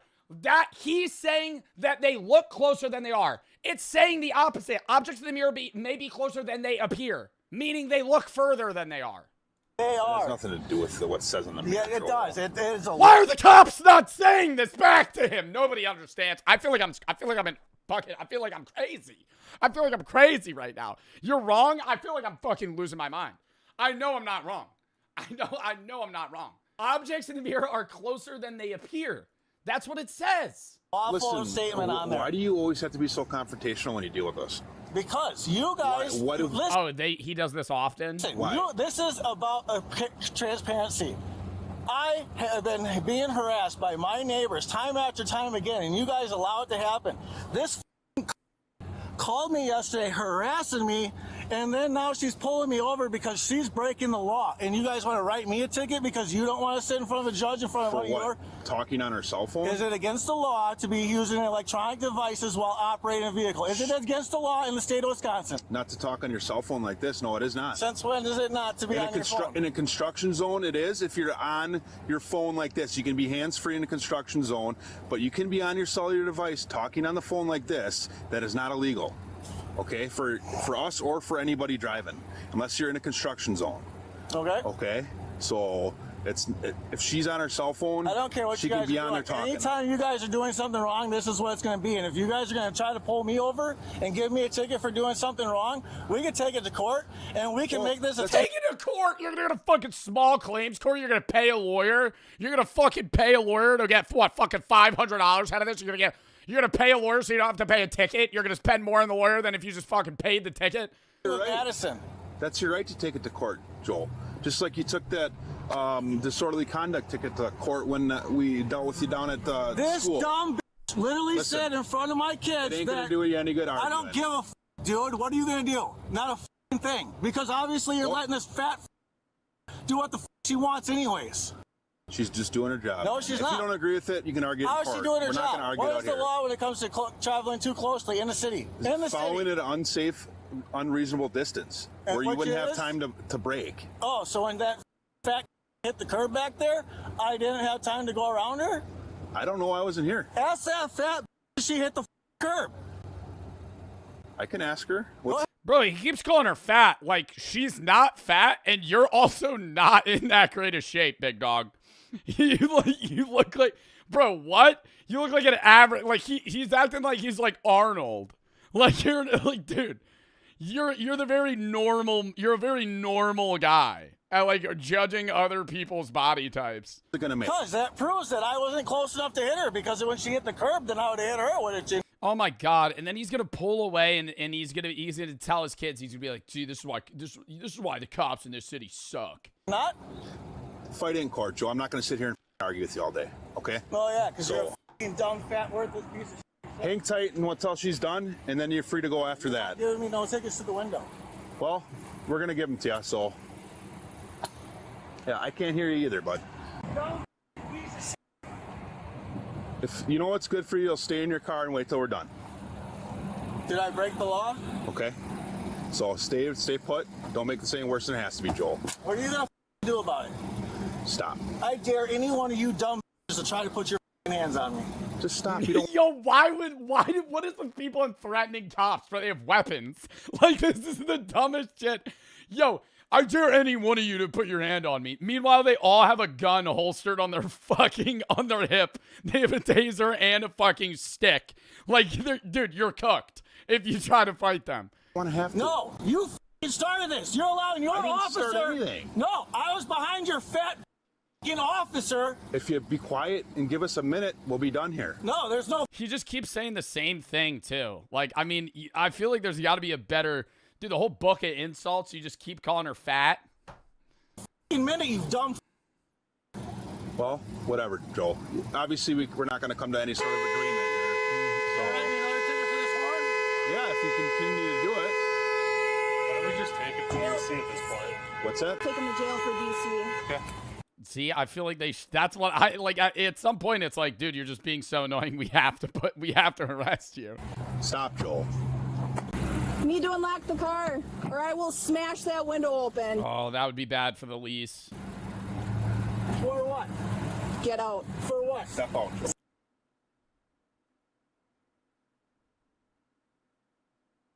Arrest for disorderly conduct. Disorderly conduct? A ticket? Was gonna be a ticket, but now it's not. Joel, you make this stuff worse, dude, by the way you act. guys did this. This fat called me yesterday. Just stop. Joel, knock it off. She got me by the throat! She's got me by the throat! Stop. She's got me by the throat! Come on. She's got me by the throat! Joel. She's got me Nobody's even touching his throat. by the throat! She's got me by the throat! Stop.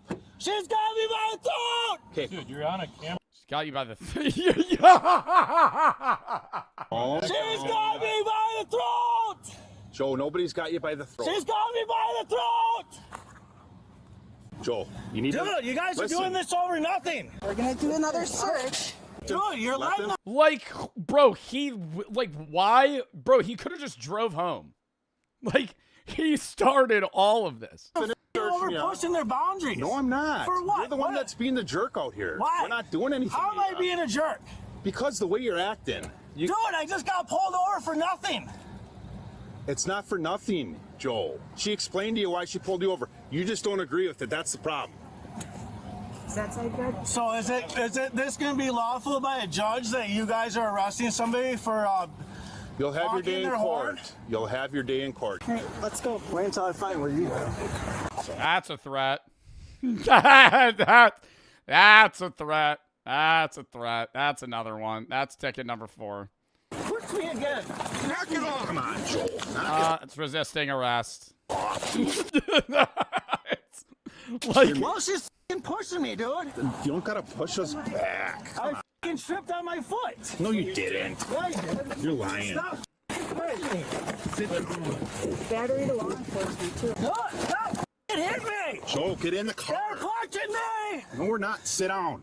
Get your feet in now. does he not know that body cams exist? I feel like this is a good maneuver in like 1980. But even then, dude, they didn't. 1980, people didn't give a fuck. Now, yeah, people care, but it's like, dude, nobody's hurting you. Like 1980 pre-body cam, you could be like, they're punching me. Even then, though, people would be like, yeah, the cop's punching you. People just wouldn't care. Now people care, obviously, for good reasons, because there are cops that are bad. But it's like, every single one, there's 5 cops that are all wearing body cams. Feet in. Stop. Put your feet in. Joel. There's my throat. No, we're just trying to get you in the car. Nope, that's on camera. It is. That was my throat, you dumb. Get in. Put your feet in, Joel. No. No. Stop, dude. Then put your feet in. Stop. We don't want to have to. Ooh, he got those blue jeans, probably from Old Navy. Feet in. Stop. We don't want to have to pull you. Dude, you guys are harassing me. Joel, slide in your feet, please. Dude, I will headbutt you. Do it. See what happens. Run, That was a niche joke. Only like 3 people in chat probably understood that. dude. You want me to tase him? You're about to get tased, dude. Dude, I'm gonna. I want my kid.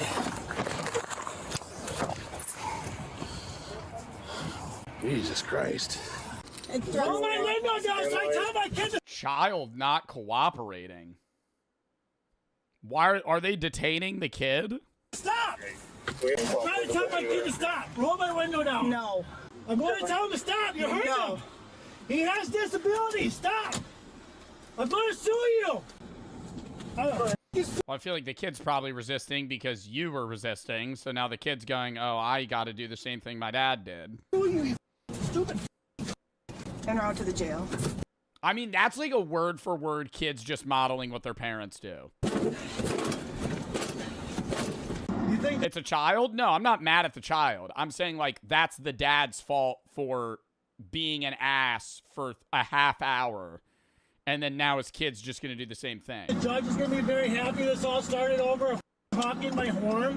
I don't know. You think my lawyer's going to be happy with that? I Because I can tell you right now, it's not. don't know. Okay. An officer remained with Joe's child until his grandmother arrived to pick him and the vehicle up. Joe was charged with resisting obstructing an officer, disorderly conduct, and battery to a law enforcement officer. While the suspect never sued over this matter as promised, court records indicate the suspect has been repeatedly sued in court for injunctions against abusive conduct, failing to pay rent, repeated issues of failing to pay Failing to pay rent, failing to pay child support. disputes over child paternity, failing to pay rent, and civil evictions. So did he not have custody of his kid? In both 2023 and 2024, the suspect was prohibited against engaging in conduct or contact with certain victims he had previously targeted. The suspect Oh my also God. has an extensive He's a restraining order on him? What, from cops? criminal history, listing dozens of suspected misdemeanor and felony charges. In the incident presented in the body Since 2005, he gets like fucking 6 charges a year. demeanor and felony Oh my God. charges. In the incident presented in the body cam, the Joe B. Chat, shut up. suspect ultimately pleaded guilty to resisting or obstructing an officer twice. The I was 3 years old in 2005. matter was fully adjudicated I was 3 years old in 2005.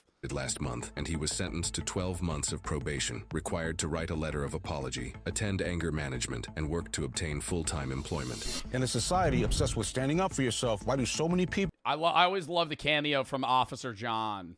confuse self-advocacy with public tantrums? And then this guy actually goes and uses his own child to instigate an already bad police interaction. Some people don't wake up wanting peace. They actually wake up looking for conflict, like it's oxygen and they're running out. And when you've been a cop long enough, you recognize it before they even speak a word because it's all in the eyes. What hit hardest wasn't the insults. Officers get called every name in the book, and some no one's even heard yet. What hit hardest was a child, because there's a special kind of heartbreak watching a child get taught that fear is a tool and disrespect is a strategy. Now, in my opinion, kids don't learn by lectures. They absorb behavior. And when a child watches their own father turn a traffic stop into a street corner performance, they don't see strength. They see and quickly learn instability, and they carry it into their lives, and it just continues on. Cops. Wow, yo, this guy's like spitting right now at the end right now. Officer John.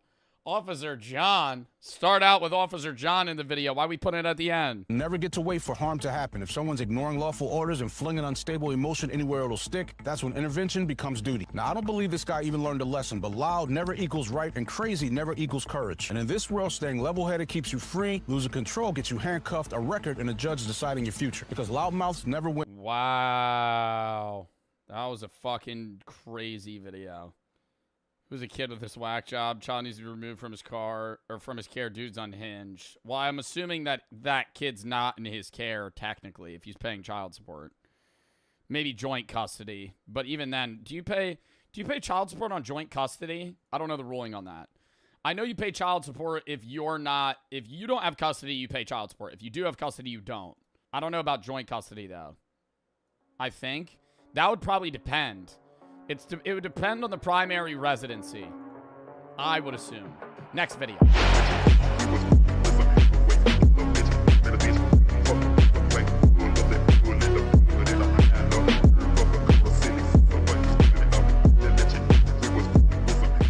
You can't suddenly just have a sip of wine to be polite. You can toast with any cold drink. I wouldn't toast with tea or coffee. Oh, toast. I thought he said taste. But water, it's absolutely fine. And so, again, it's niche, but it's when people try to sort of say that particular rule, not realizing the origin of it. And for me, and I spend a lot of time trying to research where we get these rules from. Yeah, no, I think that's fucked up to be like, no, you have to drink, especially if they're pregnant or an alcoholic. What? Now, I think there is something different, though, if your friend's like, if I'm out at a bar and everybody's drinking, and I'm like, let's all get shots. And my friend's like, nah. I'll be like, come on. You know? Don't be lame. But if he says no again, I'll just be like, all right. Like, I'm not going to force him to drink. But I'll be like, nah, bro, come on. You're good for one, you know? How we have ended up, that particularly annoys me because there's no logic behind it. And the rule has got to make sense. If it doesn't make sense, you can get rid of it as a rule. Should you make your bed in an hotel? No! Well, depends on the type of hotel you're in. I would say if you're paying for housekeeping or you've requested for housekeeping, then no, there's no need. Why would you make your bed in a hotel? You don't want to make your bed look like an absolute sort of bombs hit it before you go out for the day and put the please make up my room sign. Oh my God, I don't think it cares, bro. If I'm at going to a hotel is like shit scattered everywhere. I'm living out of the suitcase. I just have stuff in trash in a corner. Clothes are on the ground. It's like a pigsty, bro. Like, I don't give a fuck, right? Because I'm only there for like 2 days. On the door, but you don't need to do it yourself because that's part of what you're paying for. You don't get a reduction in your room rate. So, no, you don't need to make your bed. Just tidy up nicely. How should you get the waiter's attention? None of this. All that. I kind of just stare at them until they glance my way. Like this. And then they walk towards me. I wave at them. Oh, that's rude. Yoo-hoo! You fucking wave them over.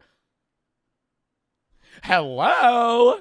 Get them to walk over. No, oi. No, you just stare at them. Don't need to shout. It's simply done with... Ooh, I have done the check. If they're far and we want to leave, I go, if they look at me, so they don't need to walk over. You know? You do that. Little pen, bring it over. Body language. So you sort of sit up and back, eye contact, hand at the level of your eye is absolutely fine. And if they're well trained, they should come over. The main differences between the USA and Britain in terms of manners. Well, it's not all doom. The only restaurant for 913 square miles. This video's like 12 years old, but it popped up on my recommended and it looks fucking interesting as shit. So we're watching it. In Guthrie, Texas. I feel like when you look at a map, let me pull up a map of Texas. I know people live all over Texas, but when I look at Texas, I go, okay, people live, like Texas is bigger than most European countries, like almost all of them. When I look at Texas, I go, people live here and right. Like, I don't know anything that goes on in this part of Texas. Lubbock, Midland, Odessa, but there's still like thousands of people that live there. Mountains and it's probably the, oh God. In Guthrie. Are isolated from the world. 90 miles from Lubbock. We're 60 miles from a Walmart. We're still 60 miles from a Walmart. I feel like now there's no shot they're 60 miles from a Walmart. I feel like everywhere's within 5 miles of a Walmart in the U.S. Guthrie, Texas, Walmart. I'm just going to look up Guthrie, Texas. Population. That's how we'll know if they got a Walmart. 151 people.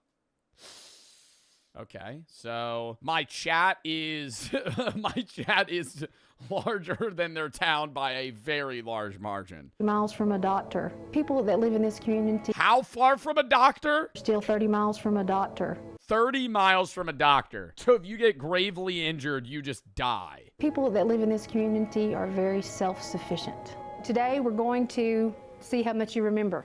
All right? Something that means repetition produces impeccability. Yeah, this is what's... Okay, it's not... There's no way it's this outdated anymore. This is... Wait, actually, chat, what year does this look like it's from? And then I already told you how old the video is. This is from 2015. Does this not look like 1995? Like, this looks like actually like 2002. This is from 2015. I was going to say, oh, it's old, so that's why it looks like this. But even for 2015, this is an outdated classroom. You need a shave, I could tell. I could also tell your current razor isn't good enough for you, pal. You know what is?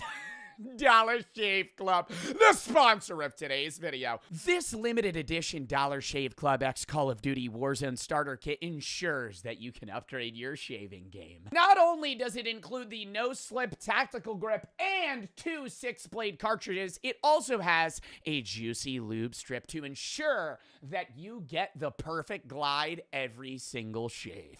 And every kit includes a bonus code to unlock in-game Call of Duty Warzone content.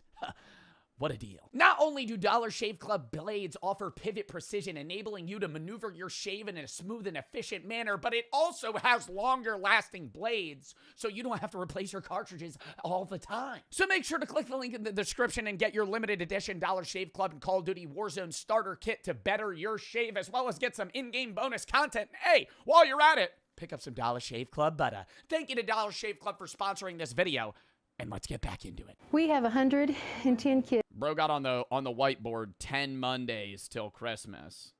We have 110 kids here, pre-K through 12th. Oh my God, their school is pre-K through 12th grade. That's fucking crazy. You stay at the same school from literally 2 years old through high school. Place unknown by much of the world.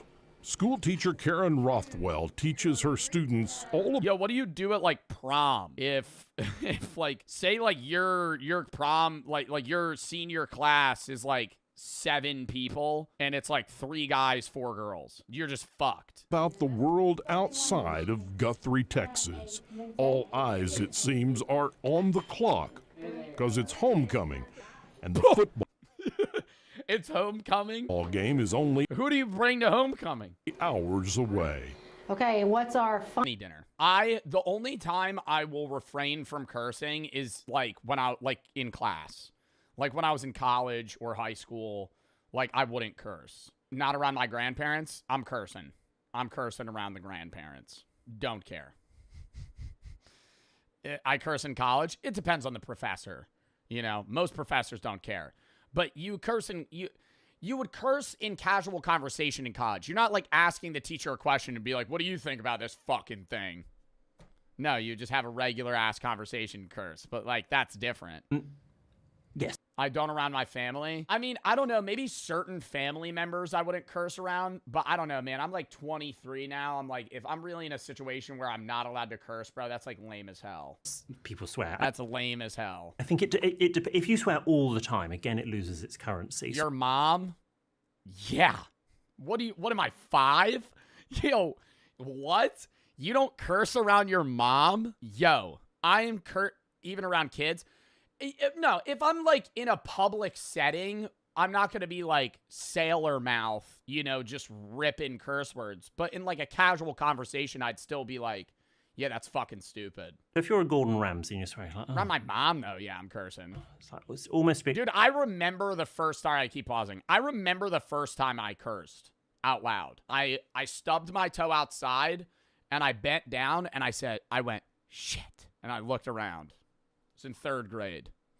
I started casually cursing in like 4th grade, which might be early, but I was just I remember I thought it was cool too. I was in 3rd grade. I was like, every once in a while, I'd be like, fuck. Be like, that's badass. Expected. And I think we tune it out. We don't hear it, which is unfortunate. If I swear in front of friends, they probably know that I'm probably quite irked because I don't necessarily swear an awful lot. Or if I'm drunk, I do swear, I'm sort of swearing for comedy effect. If you're swearing, and I'm thinking certain words, normally beginning with C, that people use a lot, and they sort of think it's funny. It's like, it's not that funny that often, to be perfectly honest. So use it sparingly. Is it more polite to be early or late? Well, is it more polite to be early or late? Early. But I think being too early is weird. It's the vibe. Here, okay. An event early. You know, you got to be at a place of business, work, whatever, early. Your friend invites you over to their house. You know, come at 8. Don't show up at 7:50. That's weird. That's weird. I say that. If I tell you, hey, be here at 8, show up at 8:15. Don't show up at 8. That's weird. No, seriously. Because if it's like somewhere where if you're like, hey, we're going to be going somewhere, show up a little early on time, late's rude. But if it's like you're getting invited to like a dinner at someone's house, show up on time, if not 10 minutes late. Yeah, fashionably late. Not too late, but don't show up early. It depends on context. I'm always early. Bro, it's so awkward. You know it is too. Have you ever been the first person to show up at a friend's house at a gathering? It sucks. It sucks. You never want to be the first guy. If you're the first, I just sit in my car, that's the move. You sit in your car while somebody else shows up and then there's more than 2 people. I think it's different. Maybe, okay, I'm just saying this is a guy thing, at least. If it's a guy hangout and there's like 8 guys, being the first guy to show up, it's like, you know, it's now we're like a duo. It's not really a hangout. You know, you want to be like 3 people more. So it's just you and him. Now you're just talking, you know. I'm sitting here acting like that's not what would regularly happen anyway. Text. Socially, if I said to someone, come for dinner at 7:30, what I do not want is people to be early. I would much rather someone was half an hour late than fine. Not want is people to be early. Wait. I would to someone, come for dinner at 7:30. What I do not want is people to be early. Yeah. Because you don't want to tell them. You tell them a time knowing they'll be like 15 minutes late, and that gives you that leeway to be like, oh, fuck, I forgot to do this. I got to get this done real quick. I would much rather someone was half an hour late than 5 minutes early. I'm probably not ready at 7:25, but I will be ready from 7:30. For a business meeting, however, if it says it starts at 11, it means maybe I am very proper. Starts at 11, not you rock up at 11, go to the loo, log onto the Wi-Fi, get a tea and coffee, ready, and then sort of by about 10, yeah, like a meeting, bro. Pull up 10 minutes early. 10 past 11, you're ready to start. So there you arrive a little bit early, ready to start at the time the meeting says. What do you do if you forget someone's name? I forget. Never figured this one out. I'll never know. I'll never know. I just ask. No, there's a point where it's too late. You have the first day.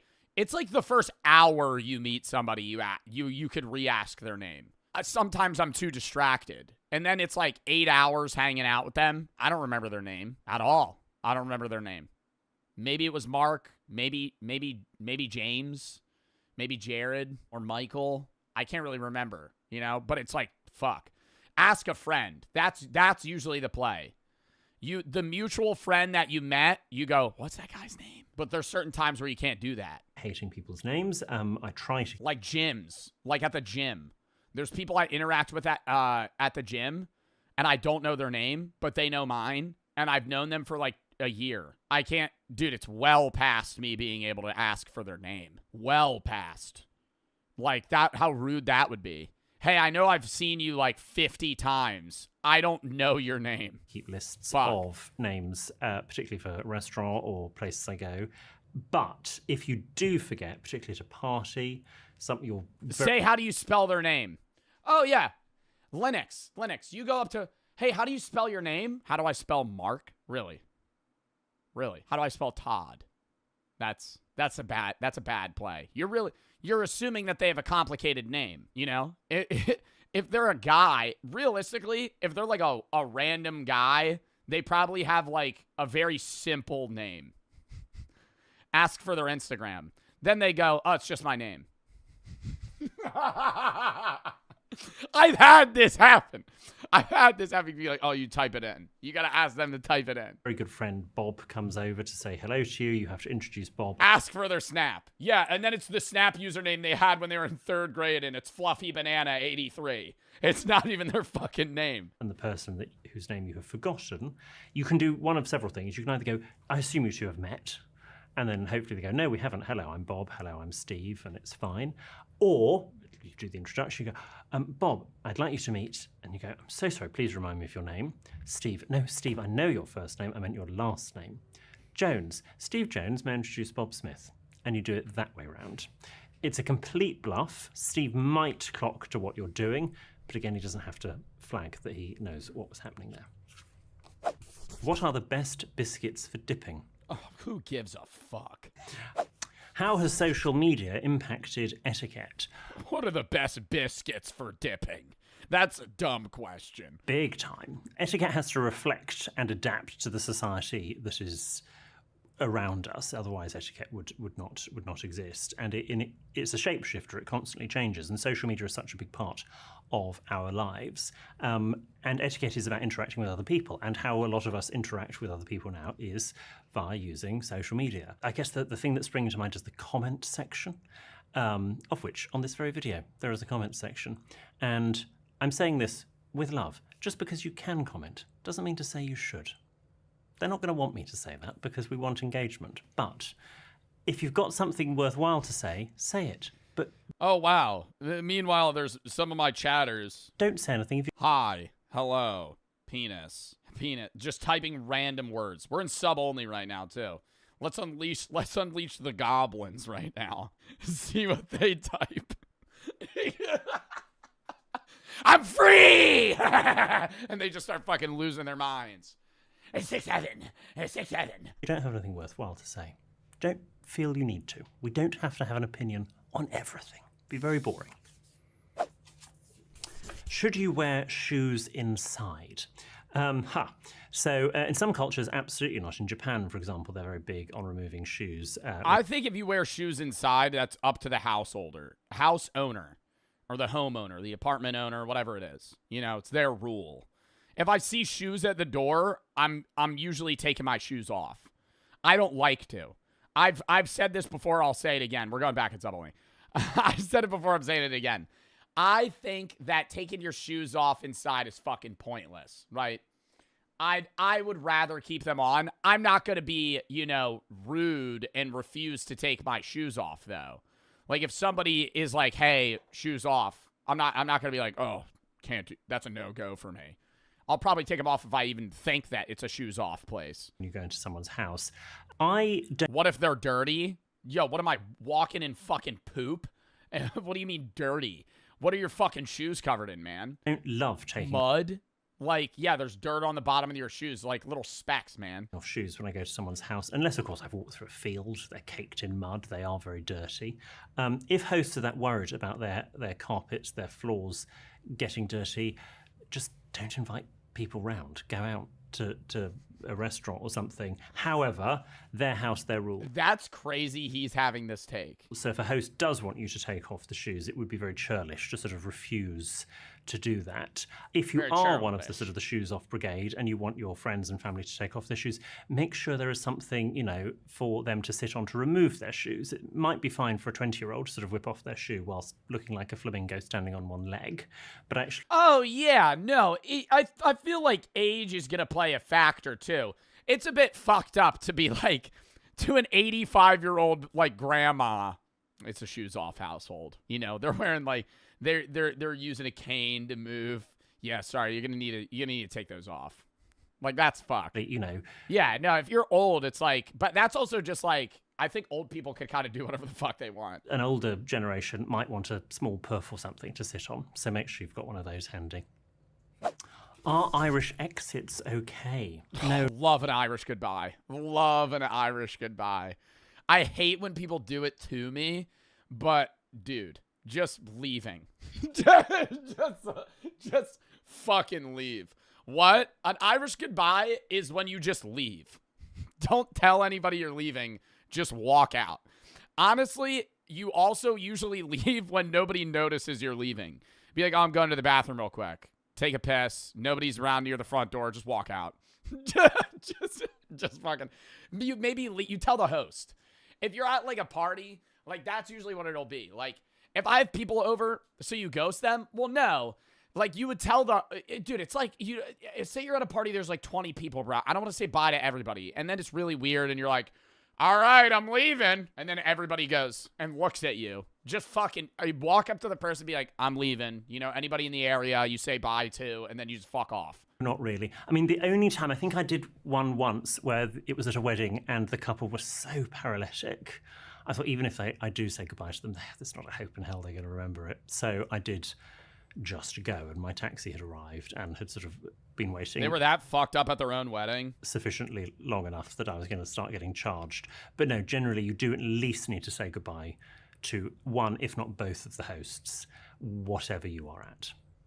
Isn't life a bit short to be worrying about these things? Unless you're at a bar. But that's a little sketchy. If you're at a bar and you just leave, like normally my friends would tell me they're leaving if they're at a bar. Because if somebody just left, I'd be like, are they like drunk driving home? I'd be like, because usually you kind of Uber like with other people. Yeah, at a bar, it's like you're kind of in a group. You're missing the point. What if they get kidnapped? Yeah. Well, I also think men Irish goodbye more than women.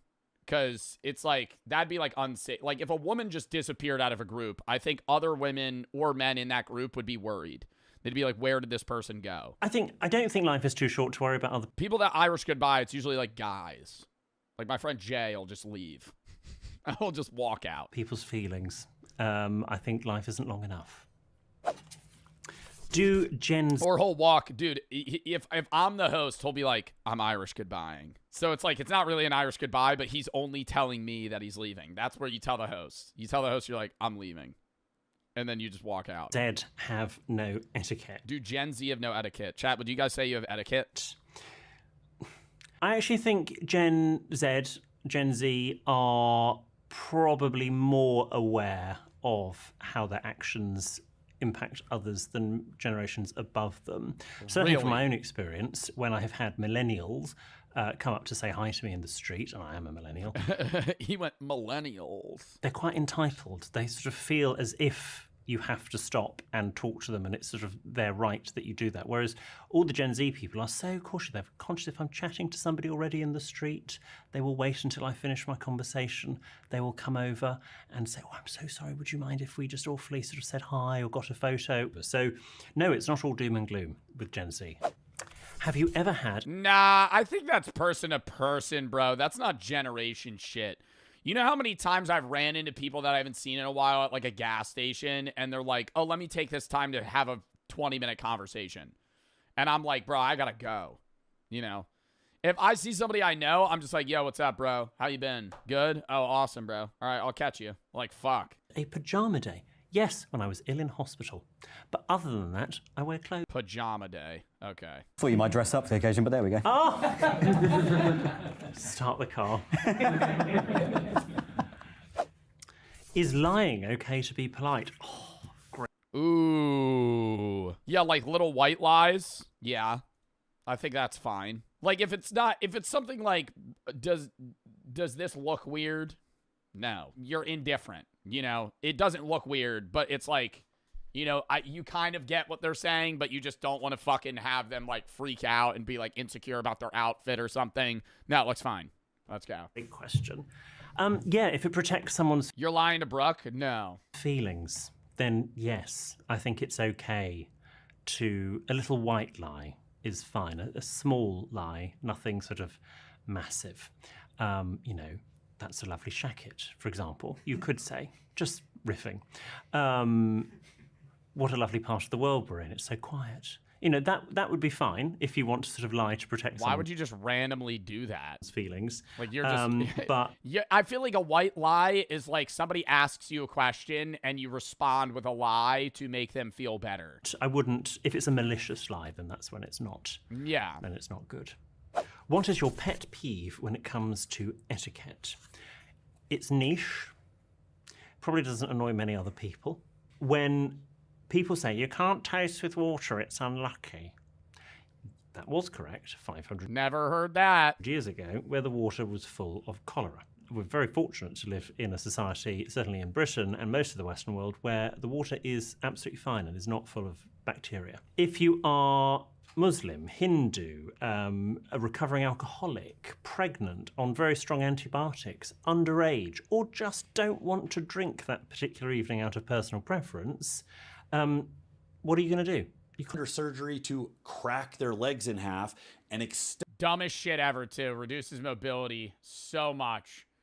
It's like, I think the idea of, like, leg lengthening surgery is just such a stupid idea. Bend them 3 to 6 inches to make them considerably taller. Given the enormous amount of PEDs that state-sponsored sports programs give their young athletes and the fact that they seem to have no qualms with playing God, there is no reason to think that in the near future we are not going to see young Chinese weightlifters in wheelchairs while their femurs heal in service of producing a master race of gold medalist Olympians.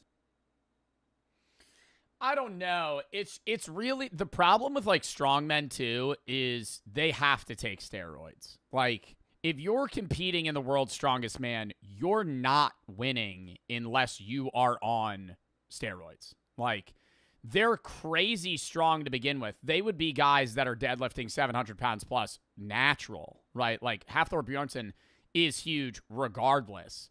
But for him to get big enough and strong enough to be somebody that's lifting 1,100 pounds, you have to. Why? Because it speeds up their growth, their recovery. It speeds up how much ATP they have and how much they can expenditure, their stamina, everything. Right? But it's going to kill them when they're younger. And you see this in guys like, this isn't really strongmen, but like Ronnie Coleman, for example, is like one of the most known bodybuilders of all time. Lifted like crazy, like, you know, you could argue the form and like back surgeries and everything, but he was like one of the biggest bodybuilders of all time. And like kind of cited as like one of the best, I guess, open pros that there were. He can't even fucking walk now. Like, so it's just like, it's hard to even get guys that have the natural potential to want to do this because the downsides are like dying young, being paralyzed, like, just for the straight up feat of, you know, lifting the heaviest weight. It's like hard to convince people to do that. The average person, oddly enough, has an ape index of 1, meaning their reach is about the same as their height. But if you want... Really? I would assume most people have longer... I have longer arms than my height. Like, my wingspan is probably like 2 inches more than how tall I am. NBA players are much longer. as their height. But if you want to be able to comfortably wrap around 400-pound sandbags and lock deadlifts out on your kneecaps, then you need a build that is actually more similar to swimmers, climbers, and MMA fighters. Michael Phelps is reported to have an ape index over 1.05. John Jones and heavyweight Sergey Pavlovich both have ape indexes that are on the order of 1.1. And at the far extreme, you have Stuart Jamieson, who deadlifted 286 at 60 kilograms. 286 at 60 kilograms. Why are his arms just extremely fucking long? Because as is evident here, torsos just get in the way. Even if taller people tend to have a higher ape index, the odds that we get a 7-footer with a John Jones-like wingspan is... Yeah, doesn't John Jones have like a 7-foot wingspan, but he's like 6'6"? No, John Jones is 6'4". John Jones wingspan. John Jones is 6'4" with a 7'1" wingspan. Oh my God. He could probably touch his kneecaps standing upright. He is 6'7". No, I don't think he is. It says he's 6'4". Going to be about 1 in a billion. Now you might think that's a long shot until our doc here puts his online biomechanics degree to use. Now you might be crying, but what about my overhead press? In strongman, that's not really much of a concern. Overhead pressing is 1 out of 5 to 7 events typically, and the biggest pressers in the sport haven't typically had very short arms. Hathor was actually one of the best pressers because sheer brute mass is such a big driver of pressing. Oh yeah, his arms are longer. He has a bigger range of motion, but he also has more potential for muscle to be on his arms. Strength more so than just leverages. And that brings us to the next important piece. We've got our frame. What about the materials? There is one mammoth of a mutation that gives immediately more muscle mass, more muscle fibers, and more strength to anybody who happens to possess it. When the MSTN gene is 3 balls. Oh. Completely knocked out, you get 60 to 100% more muscle mass and 50 to 70% more absolute force production. Now, while we've seen this in mice, we've seen it in cattle, we've even seen it in breeds of dogs, it is extremely rare in people. Oh my God. Is that a greyhound? The one case study that we have is a child that was born in Germany in 2004. Brother! I mean, thank fuck they blurred it, but still. Okay, so far we've got selective breeding to guarantee our guy's going to be over 7 feet. All right, so he's saying there's a mutation that you could have that increases muscle growth potential. Bro, that was like a fucking picture from the 1920s. Tall. We got the limbs cracked and reset, and we genetically edited. Yo, editor, fucking full blur that shit too. He blurred it, but I feel like he could have fucking blurred that so much more.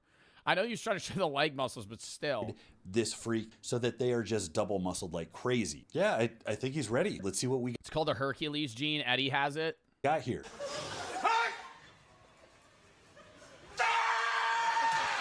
Oh no. Who could have saw that coming? I wonder if God also feels like he's in a permanent game of whack-a-mole. Grab some more duct tape, we're not done.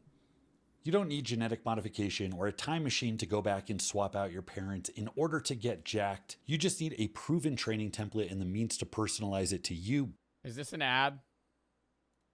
If we want bones and tendons durable enough to handle the immense forces that we're going to put our boy under. Was that an ad? It's on autopilot. Yeah. Forces that were Fuck! If we want bones and tendons durable enough to handle the immense forces that we're going to put our boy under, we can't just crank up bone production. Just like with giantism and even PED use, the geometry of the tissues gets all messed up. So even though there's more of it, it's actually weaker. It's kind of like using more steel to build a bridge shittily. Now there's a handful of genes that can show improvement here. That's what I do in Polybridge. It works every time. You have the COL5A1 rigid variant. You have the TNC variant, which shows enhanced adaptation under load. And you have the LOX variant that increases stiffness 20 to 30%. Now, since we're just picking genetic types like they're paint swatches at Home Depot, we might as well grab a few for insertion depth as well. The further down... Bro, but here's the thing. Like, you ever made a guy like this? He's not going into strongman.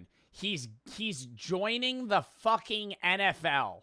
He's going to be a fucking O-lineman or a linebacker. He's going to be a fucking monster. And he's just going to hold fucking 4 guys back at once because he's going to be fucking 450, not even fat. You probably get him like 500 pounds plus. And he's just going to fucking stand there and they're not even going to be able to move him. a tendon inserts, the greater leverage it has on that limb. So the same amount of muscular contraction is just going to lift more weight. But when you take that out to the extremes, the top 2 to 3% of the population, they may have a 40 to 50% difference in lever advantage. If you're looking at a freak of pound for pound strength and they don't have obvious leverage advantages on the lifts, it's highly likely that the advantages are hidden in tendon insertions. Apply this to the immense amount of mass that our boy's 7.5-foot frame is capable of holding, and we've got a recipe for some truly alien shit. But now we're at the point where we have to ask if the bones will even be able to handle this amount of force. Yeah, he picks up a 2,000-pound weight and he just fucking he literally shatters his femur. His like entire body just collapses. Normal cortical strength is 200 megapascals, and that's in an untrained couch potato. That means that your fat cousin's femur could support a small sedan before snapping. What? An untrained person's femur could support the weight of a car? Couch potato. That means that your fat cousin's femur could support a small sedan before snapping in half. To put this in perspective, Neanderthals were estimated to be at 1.8 grams per centimeter cubed in their bone density, which is 30 to 40% denser than elite human athletes. These estimations are higher than Brian Shaw's bone density, which was yeah, just an average fucking Neanderthal, bro. Oh my God. Do you think, like, I know the highest Neanderthal percentage DNA in a person is probably, like, less than 1%. But do you think that plays a factor in strength? Who has the highest Neanderthal DNA recorded? Individuals of East Asian descent generally have the highest proportion of Neanderthal DNA, followed by European ancestry. The highest percentage somebody has is around 3%.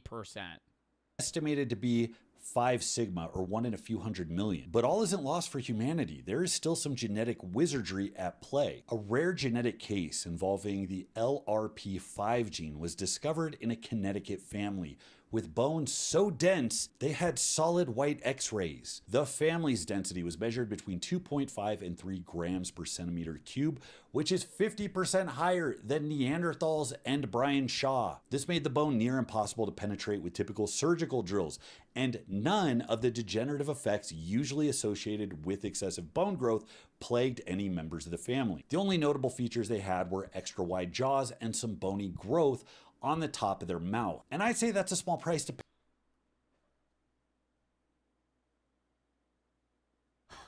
He's going to say that's some small price to pay to be able to lift 1,000 pounds. What do you mean? Like, if you have this bone density, you just start having weird growths just come out of the top of your fucking, like, palate?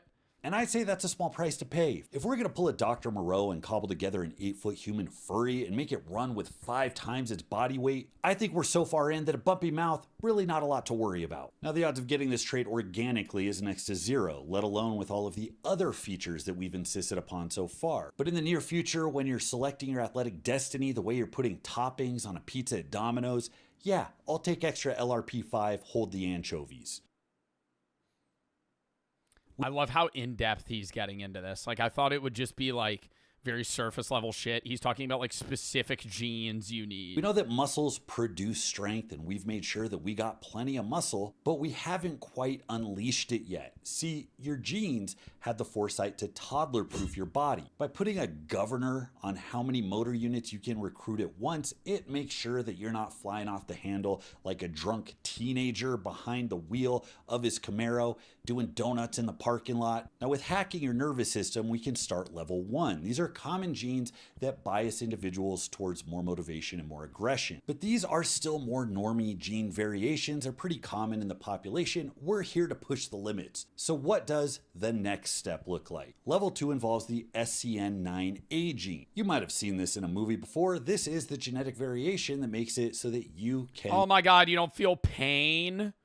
The one guy in Deadpool had that. Not feel pain. No pain, no gain? How about no pain, all the gain? This eliminates one of the primary obstacles to training, and that is the sensation of pain and discomfort. Shoulders a little achy? Maybe for you. Yeah, but the problem with that is pain is supposed to be a limiter for you for your health. Like, if you don't feel pain, then, like, even if this person's training, they're like at some point they're going to fucking heavily injure themselves. About to throw this bench press to the moon. You're praying to Jesus to make it through that last drop set of lunges? I'm listening to Spanish phrases on audiobook. And just think of how much money we're going to save on ibuprofen and DMSO. And we don't even have to worry about injury from tendon or muscle ruptures because we've already supercharged our specimen with tendons that could support the Golden Gate Bridge. Now, to bring this back to reality, this might not be as cool as it sounds. For one, these guys can't sweat, and that could be life-threatening in a ball-busting, do-or-die Wait, if you don't feel pain, you can't sweat? gym session, which isn't great. And also, pain is kind of required to learn to not do things that might kill you. I imagine one of these... Yeah, because then they have no idea what their limits are, and they would just always try to max out higher than they could feasibly lift. Guys tearing... Your pain lets you know your limit, so you could push beyond it and then grow progressively. Like, if you have no pain, you don't know your limit.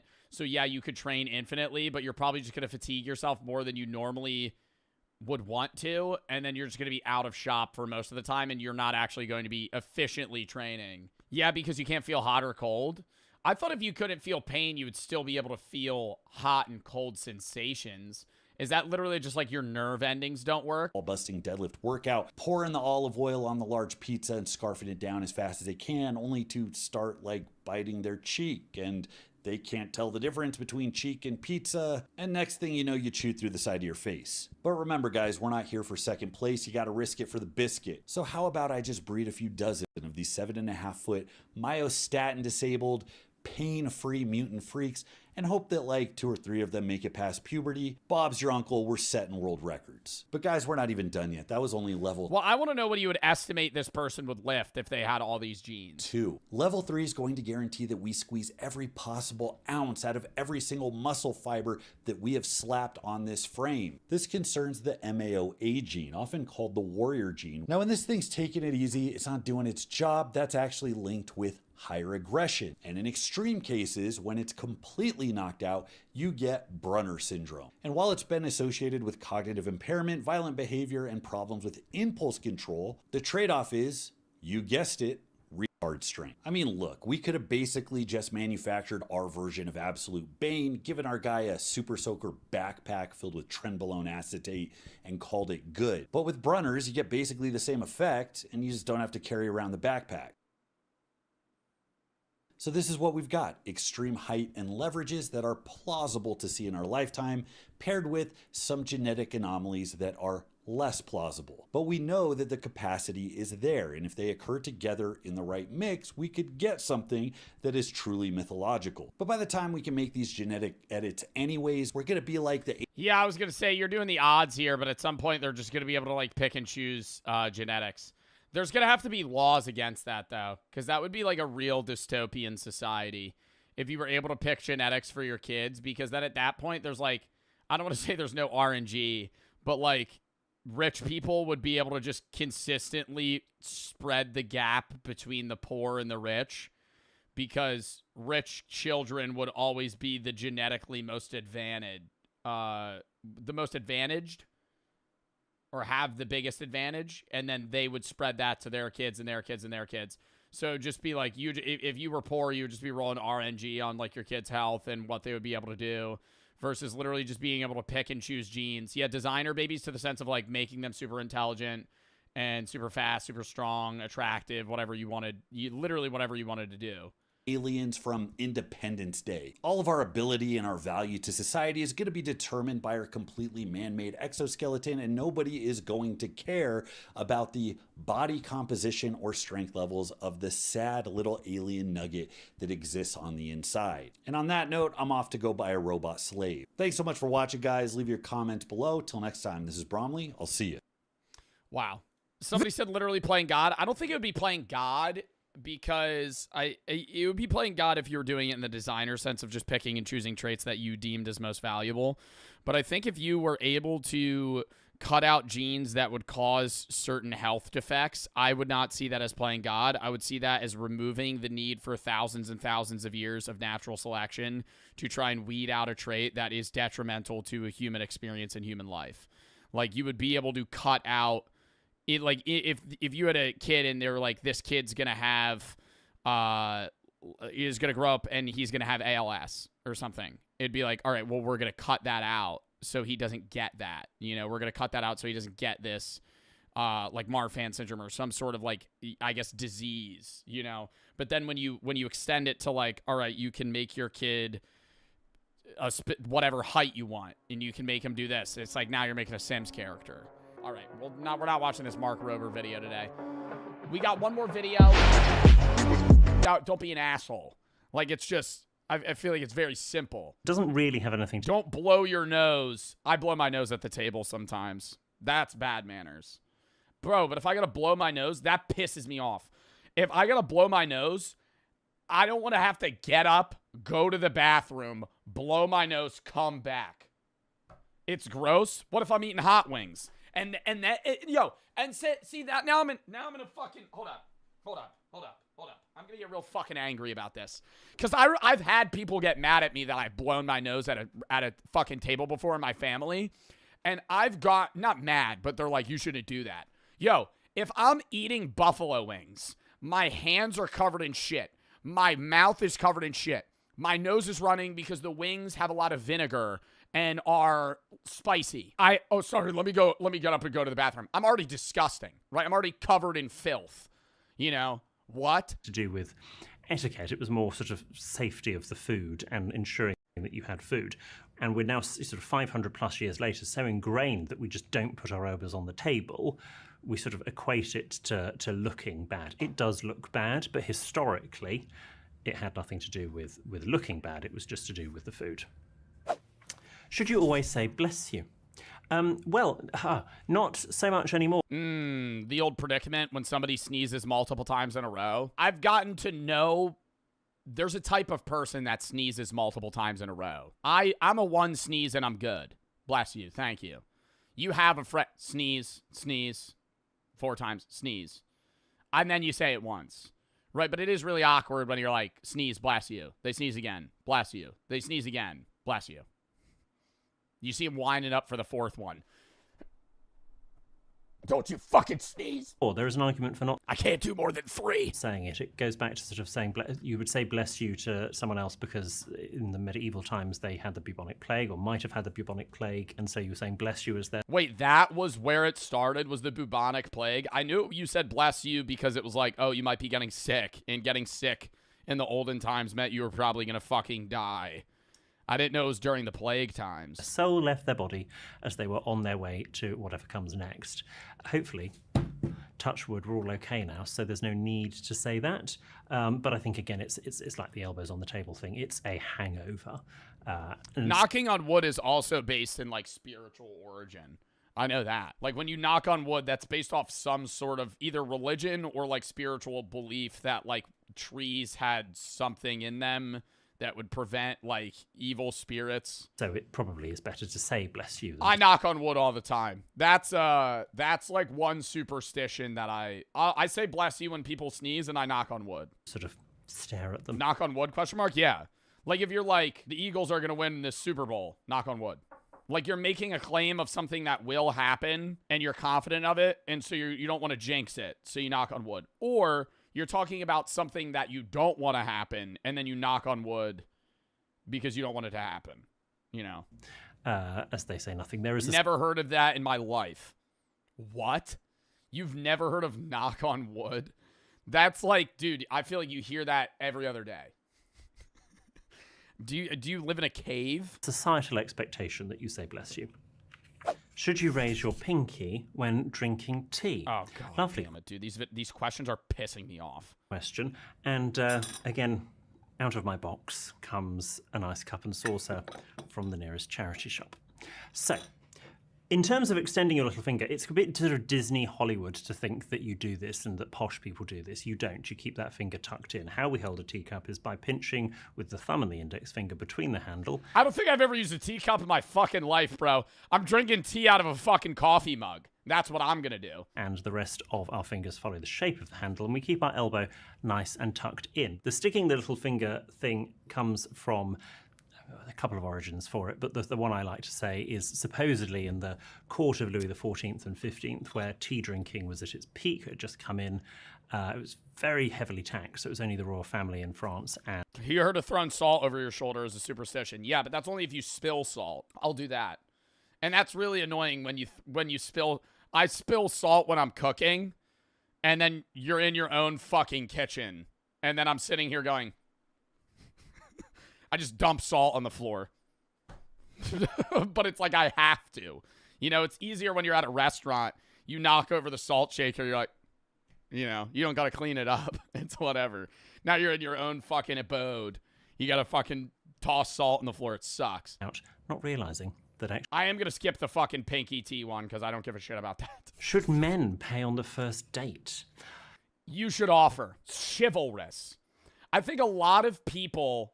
Chat, should men pay on the first date? I think a lot of people, like, with, like, male and female equality, like, some guy, there's, like, a type of guy that'll be like, well, why do I have to pay on the first date then? Why don't you pay? Why don't you pay? Why don't you split? Because it's still chivalrous, right? Just because you want men and women to be equal doesn't mean you shouldn't be nice. Like, it's the chivalrous thing to do. It's a nice thing to do as a guy to be like, yo, can I pay on the first date? You know, like, let me pay, you know? Or splitting's fine. Like, it depends on the couple. You know, you arrange that with your girlfriend or boyfriend, whoever you're with, you know? You figure that the fuck out. But it's like first date and you're a guy, offer to pay. So I would say the one... What do gay men do? Split? Mask pays? Is that real? Is that real? No way. There's no way. One of the biggest areas of change with etiquette is around dating. And I would say... Any gay chatters know what happens? Like, what do you do? Ask ChatGPT. Yeah, for gay men that go on dates, why would I fucking ask ChatGPT that? Whoever when there's probably gay people in my chat that could just answer the question for me. I'm a lesbian. All right, well, what do lesbians do? Initiated the date should pay. I'm not trying to sound like a dumbass. I'm actually asking because I don't know. Like, I want to know. Like, who pays? You don't always split. There's no... And maybe it's just like you both offer to pay. Somebody just ends up paying. It's just situational. So if I asked somebody out on a date, other than my husband being slightly alarmed that I've done that, but if I asked someone out on a date, I would pay. If they asked me out on a date, they would pay. Oh my God, that's so... Wow, that solves everything. See, this is why we watch this guy. He fucking knows everything. The person that asks the other on the date should be the one to pay. I think that makes sense in general. And it's usually the guy that asks the girl out on the date. Whoever's the one that's like, hey, you want to go on a date? Yeah, no, that's valid. Because that is lame as hell if you ask somebody out on a date and then expect them to pay. That's weird. That's really weird. You go, hey, I just said that. Yeah, well, Zod, I kind of like filter out your chats mentally. Can you split the bill? Maybe if the date had gone badly and you think there's absolutely not a hope in hell of us ever meeting again. Date went badly, you go to the bathroom and just jump out the window and leave. However, some people say they'd much rather split the bill even if it's the most phenomenal date and then everyone just pays, you know, half. It's fine. As long as you talk to one another and everyone's happy with whatever arrangement, it doesn't really bother me. What else has changed in dating? The Georgians had a lovely idea, which I do think we could bring back, called the bundling board, which is where you were allowed to, once a couple had become engaged, they were allowed to spend the night together, but not to, you know, see if, you know, they were compatible in that way, but just to sort of fucking see, did they snore, for example. And so a wooden board, was put down the middle of the bed, and it was always in the bride-to-be's house, family house. The family would wait up to hear if there are any untoward noise. Wait, what? So it, like, when they were engaged, they would sleep together to see if they hated, not sleep like fuck, they would sleep like sleep to see if they couldn't, like, lay in bed together? Noises going on upstairs, and you would just sort of spend the night together just to see, you know, did they pass wind? Were they pleasant to share a bed with? And I think we all need to bring that back. Worst thing to eat while following proper etiquette. Bro, I'm ripping ass 5 times a night. Yeah, just say fart. Yeah, passing wind. Rip ass. Are they farting? Yeah. What does Brooke say? Dude, there's sometimes where I'll eat, like, if I eat a lot of, like, broccoli or asparagus, my farts will smell so bad, and it's so funny. She'll get, like, really upset sometimes, but it's so funny. I'll rip ass, and it'll be like a silent one. And, 10 seconds go by, and I'm sitting there, and I'm just like, trying to, keep my composure. And then randomly she'll go, oh, and then fucking get up. Oh, and then stand up. Silent but deadly. Yeah, no, the loud ones are usually normal. Well, burgers are pretty well following proper etiquette. Worst thing to eat while following proper etiquette: chicken wings. No, ribs. Ribs. What's the worst food to eat? Crabs. No, it's not ribs, not chicken wings, crabs. Going to a fucking getting a bib and fucking trying to fucking, peel out the meat and dunk it in butter. Your hands are covered in shit. It's not hard. I'm not saying it's hard. I'm saying it's disgusting. Etiquette. Well, burgers are pretty sort of messy. I mean, sort of restaurant burgers where they are so big, you are going to have to deconstruct the burger. I know I get into a lot of controversy online for doing that. I think possibly my Esther. Well, I'm not deconstructing a burger. If I ever see some shit where if they tell me the weight of the burger on the menu, don't order it. Don't order it. That's the Joe Bart rule of thumb. If they tell you the weight of the patty, they're about to wheel that bitch out. The bottom bun's going to be sopping wet, and it's going to be that thick of a fucking burger. Like they just took a packet of ground beef and went, and then plopped it. The fucking guy on coke in the back that's cooking that shit up mushed it, fucking just wedged it on there. You're at some diner. Fuck that. America has been terminated, but it is better just to sort of... That's the best. You like that? Chat, thin or thick burgers? Thin, smash burger, or not even a smash burger. Just like, I think like this thin or thinner. If the burger's that thick, like half pound, yuck. You can't make that taste good. Construct it and cut and eat it with a knife. Just stack multiple thin burgers. Just get 3 thin burgers. And fork. Yes, they're delicious if that's your thing and you want to eat a burger, whether it's beef, chicken, or a veggie burger. However, it is a burger at the end of the day. And if you're trying to present a certain type of image to either the person you're on a date with, a colleague, a future employer, an ambassador, whoever it is, don't order the burger. If you saw the late Queen eat a burger, all of a sudden she is not the late Queen because the Queen does not eat burgers. I'm sure the Queen did eat a burger in private, but in public you have your public and private image, and actually sometimes you need to not necessarily order the thing that you want to. Go back the next day and have the burger when you're not around other people if you desperately want it. What do you think the Queen's McDonald's order would have been? A secret McDonald's order? Oh, she was anyone's for a fillet of fish. She was. She did. Filet of fish. Is it okay to ask for seconds? No. If it is offered, if you come to my house and there is leftover... Who the fuck asks for seconds? Lasagna or something, I would say, would anyone like any more? That is fine. But if you can see some lasagna on the side... Me? I don't think I've ever asked for seconds. I don't think it's rude. Usually you're just offered. Any situation where you want seconds, it's probably like a buffet style, no? Like if you're at a family dinner, they probably have more food than you need, at least in the US. From how I understand US family dinners, there's always more food made than needed. And so you could just grab what you want. You make your own plate.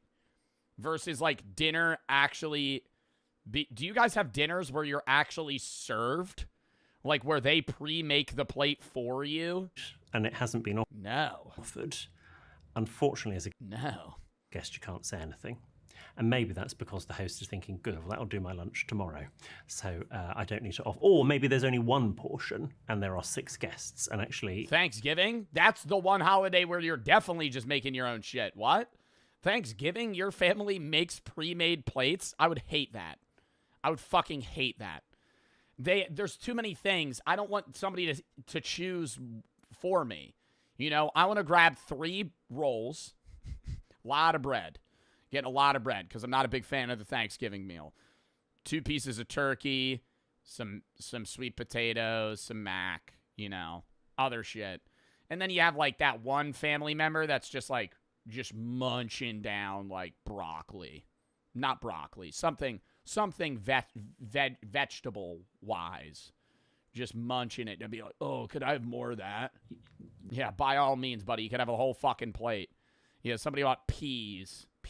Like mashed peas. Someone's going to, well, quite a lot, 5 people could potentially get left out. So no, if it's not offered, don't ask for it. Do you break the rules when you're alone? Don't care. Leave a word. You're trying to, boring doesn't quite know. Where a little bit of was a fun. Swear. Is it ever okay to fucking swear? No, it fucking isn't. Let's be honest. I'm cursing in casual conversation. At a dinner. Bud, you don't have to do that. Okay, he's going to do it. Hey, but you don't have to listen to your dad right now. Oh.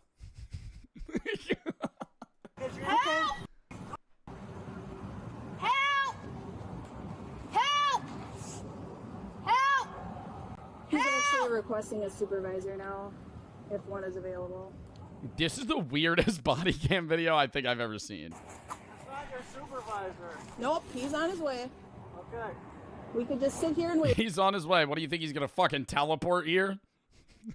Where's your supervisor? I don't know, I pulled you over a minute ago. For him.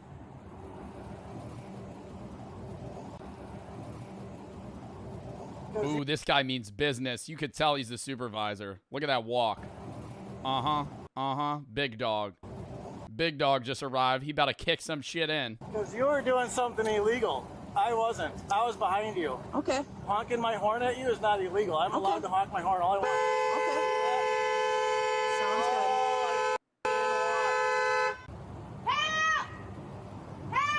good. He's still screaming. What the fuck?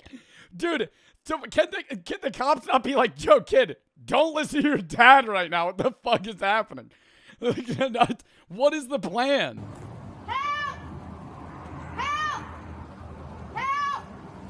Sir, do you want me to explain the law to you? Or do you want my supervisor to? The law that I was honking my horn at you? No, that you have to identify. Oh my God, wait, no, that's not the supervisor. That's not the supervisor. I was dead wrong. I feel like he's just the fellow officer on the scene. Only if I had committed Damn, yo, somebody make that guy the supervisor. He got an oral walk to him. a crime, which I have not done. I told you the reason. No, that's not a crime. Honking the horn at you is not a crime. You do realize that, right?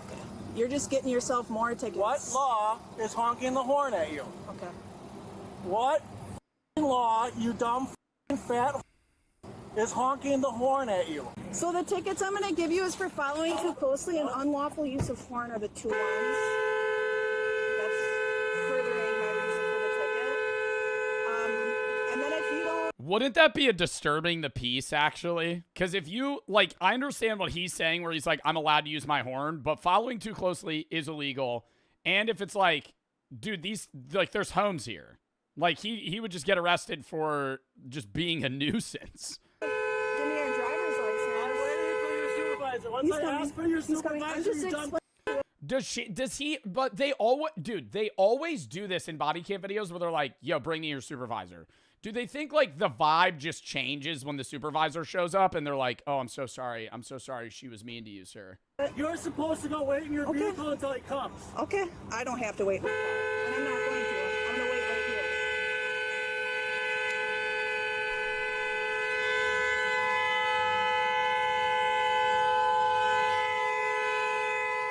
How long would it take for, like, the horn to run out? Or, like, break? If he just held that down. Hours? No. I feel like it'd be like a minute. Years? Now we're Googling it. This has somebody's answered this question. If you hold down a car horn nonstop, when does it break? It'll eventually kill the battery. Depends how fast. Ooh, voice crack. Cheap horns might overheat in under a minute. Good ones drain the battery, potentially lasting hours or until it's too weak. So it'll just get more faint. Is it gonna be funny when I tell the judge that I was following behind you honking the horn because you were doing something wrong? And I just had a conversation with the day officer yesterday. It says that I have the right to do something. Yo, I feel bad for the kid, bro. Like, this is it. This is his dad. Like, this is just, like, this is like I feel like this is like an everyday thing. Because the kid wasn't like, what? He was like, the dad went, go, just step out of the car and start screaming for help. And he was just like, okay. And just did it. Like, not questioning his dad, being like, yo, what? This is not normal. Oh, I know who you are. Yeah, you dumb. Yeah. Okay, perfect. I know who he is. I'm gonna go back to my squad real quick and get some tickets. We got 3 people now. What are they doing, bro? Just like, I feel like these 2 are just standing here. You can't let me tickets. I asked for your supervisor, you fat man.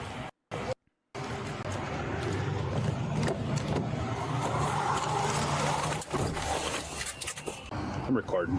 So, what's this stop for? I feel like one of the cops should just go and intimidate him, you know? Pull one of these. So I was going down Church Street, and he was flashing his lights at me and following like this close. I turned here, he's blaring his horn at me, so I pulled over.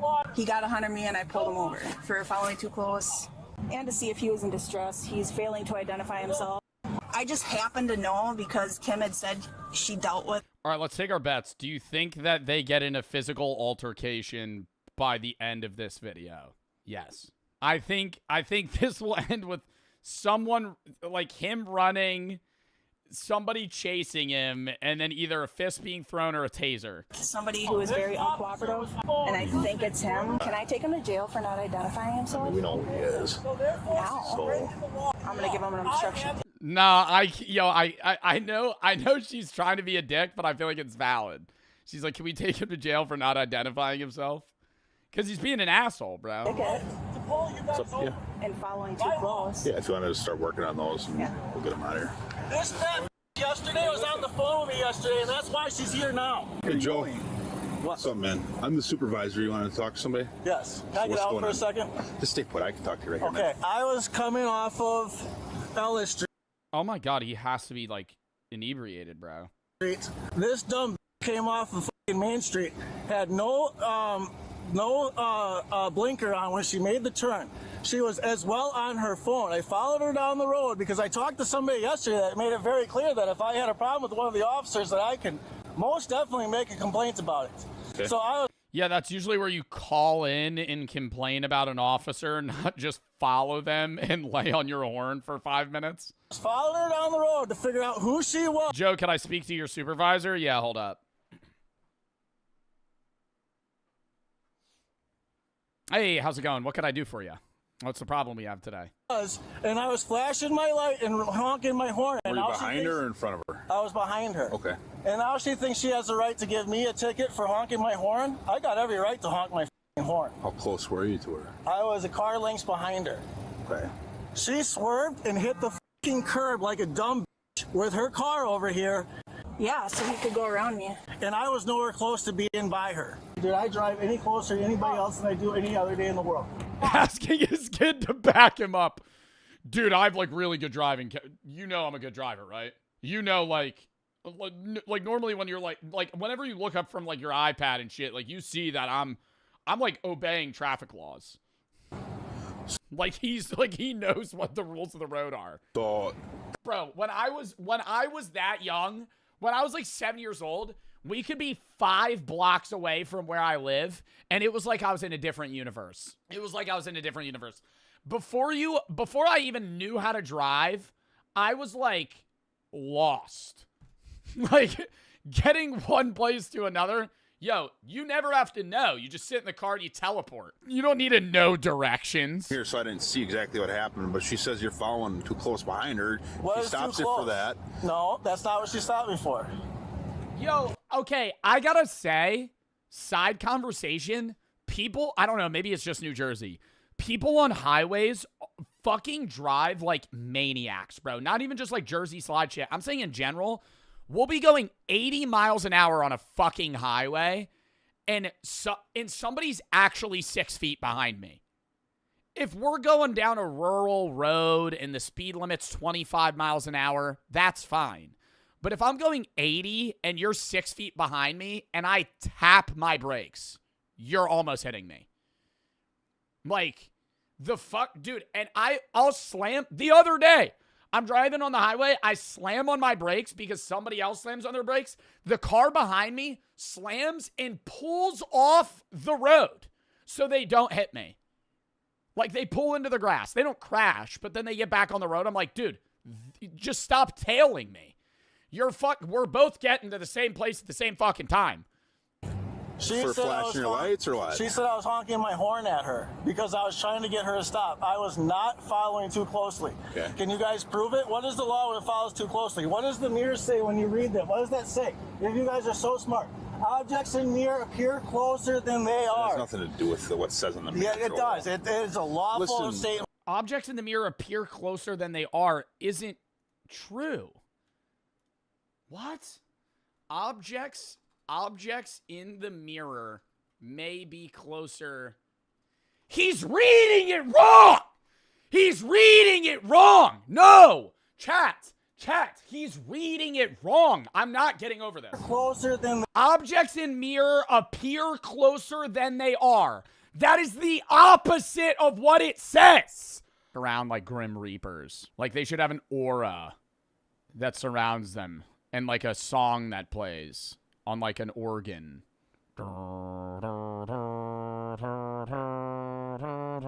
When they walk through.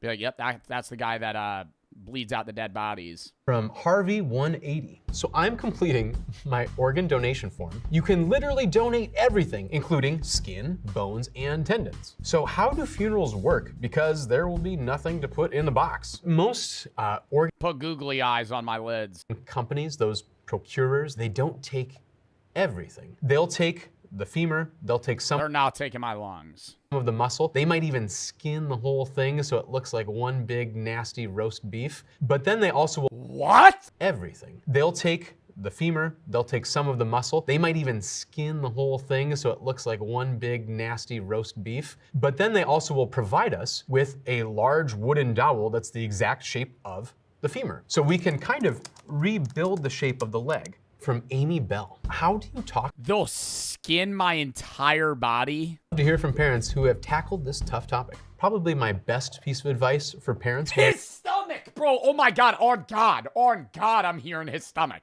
Love to hear from parents who have tackled this tough topic. Probably my best piece of advice for parents when they talk to kids about death is don't say, it's like grandpa fell asleep. I think little kids can conflate the two. I would say be honest with children about death. Tell them the reality that someone is no. Yeah, dude, when the family dog dies, he just ran away. He's going somewhere else to play with other dogs.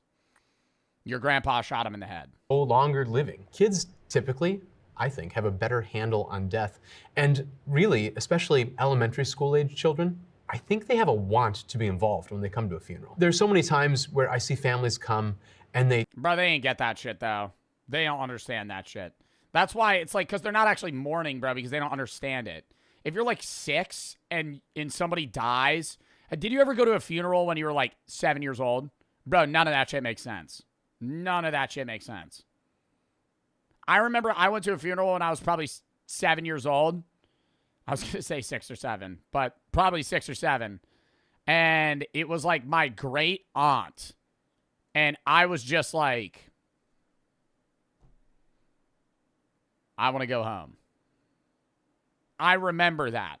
Obviously, I wasn't that close to them, but I remember not understanding the gravity of it and being like, this is boring. kind of shuffle the kids off somewhere else and say that death is for adults. But really, death affects every single one of us. Here's a question from Curl Girl. No, true. I just think it's like, I think kids don't understand it as much. Like, I mean, at what age are you able to understand death in a real way? Like a 6-year-old's not understanding death like that. Like, maybe they understand the concept of somebody being dead and not coming back. But I think, like, yeah, maybe when I was like, there was a funeral I had to go to when I was like 10 or 11. Like, I think like when I was like 11, I would probably get the idea fully of like, oh, this is very sad. Like, the mourning process. 62. What is a green burial? So there are a lot of things on the green spectrum that we can do with funerals. It could be something like we bury the body without a casket and without a vault, straight in the ground. It could cover something like having what we call resumation or decomposition instead of cremation. It could be something like using... We figured it out, Chad. It's the chair. It's not him. When he leans back, it grumbles. He's on a bad Staples chair. A wooden casket instead of metal, or even using what they call eco-embalming fluids. So embalming fluids made out of methyl alcohols instead of carcinogens like formaldehyde. All right, here's a really good question from Caterade. It is too cold to go for a walk, so I went to the mausoleum, as one does. Why anyone would want to spend eternity in a safe deposit box is beyond me. One distinction to make, mausoleum generally refers to a large... Why is your ass giving a fuck? Why would anybody want to spend eternity here? They're not there. It's where they want their dead body to be. Large building that houses full caskets above the ground. Another thing that looks similar to a mausoleum is what we might call a columbarium. These are typically standalone structures above the ground that have shelves or what we call niches to place urns. So mausoleums are for caskets, and columbaria are for urns. Oftentimes when I talk to families that have entombments rather than burials in the ground, usually their primary concern is water. If you're along a body of water, like a lake or a river, maybe spending eternity in a wet cooler is worse than spending it in a safety deposit box. Next we have a question. Bro, I never understand when they put like, it's like a tomb cover on your tomb, right? To prevent like worms and leakage and shit. And I'm like, why does that matter? Right? Like, you're going to be buried here forever, right? You're going to rot. The worms are going to eat you.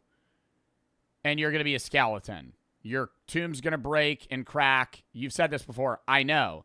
But it's like, why does it matter if the worms eat you in a year or 10 years?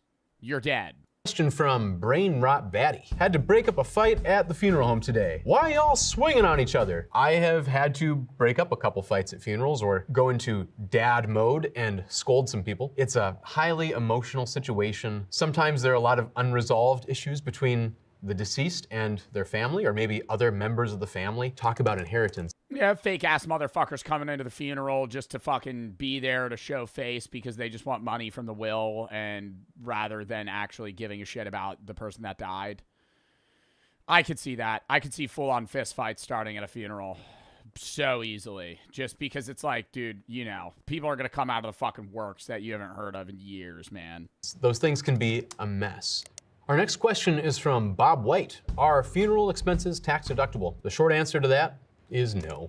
Here's a question from S.J. Dorowski. Why are Irish wakes always so loud and poppin'? It's actually one of those things that led me into funeral service in a way. I'm from an Irish family and we're very proud of it. Yeah, I mean, it really depends on the type of funeral, right? Like some people perceive, it's like some cultures, some people perceive death as something to be like sad and mourning of, and some perceive it as like a celebration of life. But when my grandma Sweeney died, my cousins smuggled in a whole bunch of coolers of booze into the funeral home, and all the older ones proceeded to get absolutely wild. But seeing people have fun at a funeral and kind of embrace life at a funeral was one of those things where I saw it as a young man and realized that a funeral doesn't have to be entirely dour.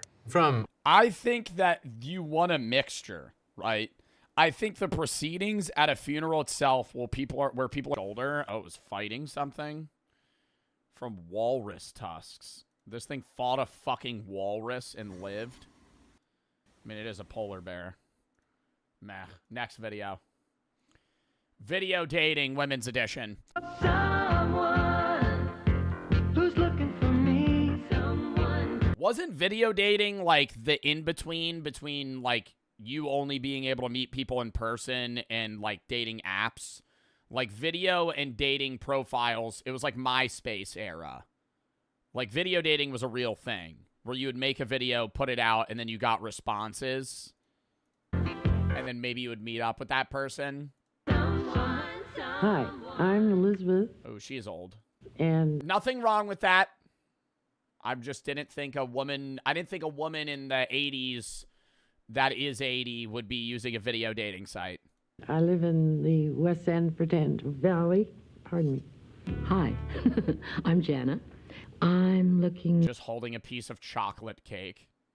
That is the largest piece of cake I think I've ever seen. Would you guys eat that much cake in one sitting?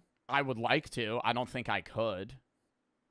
That's not like a regular. I think a third of that is a restaurant slice. Hello, my name is Ellen. Some people call me sexy. Others say I'm sensuous. Hi, I'm Linda. Well, you know, when I'm not using my doctor and pharmacy to troubleshoot a large healthcare computer system, I'm over at the gym pumping iron or driving my black Porsche with the wind blowing through my hair and singing along with Anita Baker's rap. This feels like you're getting baited into getting a car where they're gonna fucking chloroform you, and then you're gonna wake up with one kidney in a bathtub in a motel. What is this woman saying? This seems so unreal. You know, when I'm not using my doctor and pharmacy to troubleshoot a large healthcare computer system, I'm over at the gym pumping iron or driving my black Porsche with the wind blowing through my hair and singing along with Anita Baker's Rapture of Love. I guess you could say I'm an Oreo cookie freak. I have an Oreo cookie jar, Oreo salt and pepper shakers. I like to collect anything with an Oreo on it. And I love to eat double stuffed ones. They're the best. Bette Midler. I laugh hysterically at Bette Midler. These are the worst fucking videos. What are they telling them to say on this fucking video? They go to this place to film a video so they could find dating matches, but are they like, tell me about yourself? I have 2 cats. Okay. And I don't know how to ride a horse. And my All right. goal in life is to have my own religion. I was a fly. What, like Charles Manson? What do you want to fucking start a cult? What do you mean you want your own religion? That took a dark turn pretty quickly. Stop at canoeing. I'm looking for a romanticist. Spend time at the fireplace. Someone that's clean. Be clean, you know? I keep my car very clean, and I expect a man to do the same. And I also like very meaty men. One who is charming, personable, doesn't smoke in my face. I am looking for a passionate yet permanent romance. Why does she have yellow gloves on? Stop. Face. I am looking for a passionate yet permanent romance within the guidelines of safe dating practices. What the fuck does that mean? What? Dude, that woman's scary. Who was seeing that and going, yeah, I need to go on a date with her? Go now, but keep in touch, okay? Bye. That's it. Oh my God, this really is like is this actually just pulled from video dating? Home SF Valley code. What is that? Code. RO 112F, religion Jewish, high school education, 27.54, 120 pounds.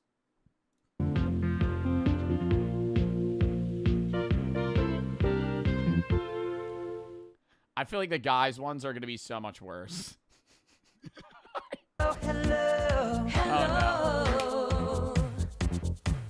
Hello. Thought I told you never to call me here. Some of the things Why are they being so weird on camera? Just fucking talk. I love are photography, travel, skiing, and cuddling. This is a very exciting That's a hobby of yours, is cuddling? time for my life because I'm just starting a new claims adjusting business. I don't know, the type of girl that I'm looking What?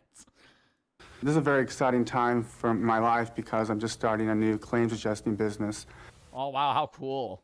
That's so interesting. A claims adjustment business? I don't know, the type of girl that I'm looking for is one that's really attractive to me. I like an attractive woman. Yeah, I'm just looking for like a hot girl, you know, nothing too crazy. Someone who might look like Christy Brinkley or Jacqueline Smith. I have a very strong sense of humor. I've read recently that everyone thinks they've got one, but my friends do agree that I do. Might not appear. Lame-ass comment. Lame-ass comment. Worst one of the day. Worst one of the day, bro. Yeah, everybody says I'm pretty funny. Might not appear it, but semi-crazy. Kind of your typical research mathematician, I guess. walking down the street or just going out for letting me take pictures of her with my camera. He's somebody that maybe even gets rough once in a while, you know, and I mean, yo, you're on the wrong, yo, this guy needs to Bro, he's not even like pitching dating, bro. He's just trying like this man is like the launching point for Tinder. Extremely high verbal skills. Co-ed bubble bath sounds like a real fun idea I want to try out. And whoever's ever with me has to like to do it too, or they're going to go nuts, because I'll drive you nuts. I seek a person who is childlike. Somebody that'll embarrass you by ordering too much food, or, you know, somebody like that. I'm a nice fellow. I don't know. I'm particularly attracted to black women and women of different races. So if you like me, give me a call. Hey, you know, he's shooting straight. He's going, hey, you know, I'm in for the game right now. Let's get it going. This guy, you know, he's pitching, he's shooting it straight. He's shooting it straight. Yeah, hit me up. Basically, that's what I'm looking for. Thank you. We didn't even hear what that guy's looking for. Wearing overalls, Glenn, South Bay, bachelors of science, no religion, 6'1", 39, 180 pounds. Looking for somebody 25 to 35. Maximum distance 40 miles. Interest: skiing, jogging, travel, and film. No children.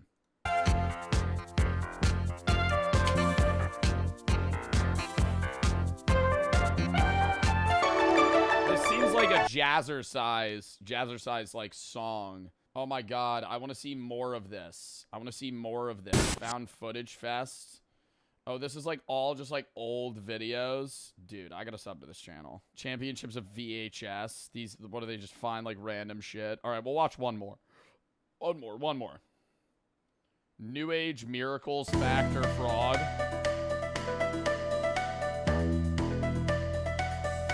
Welcome back. Tonight we're going to be investigating a few people that have claiming that they've witnessed or experienced miracles. Ooh,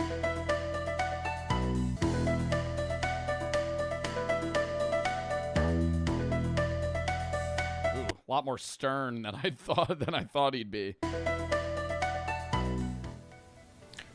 I've enlisted our friend Charles' able assistance in this portion of our presentation for reasons which will soon become obvious. Charles?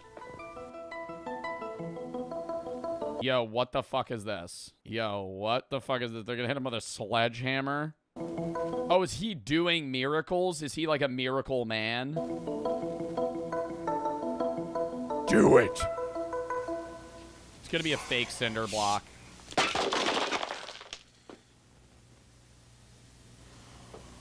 Didn't hurt at all.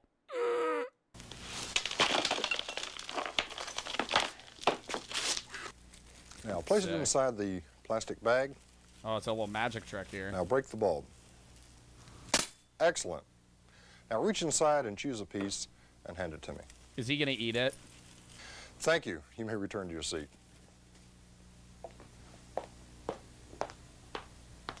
He's gonna eat it.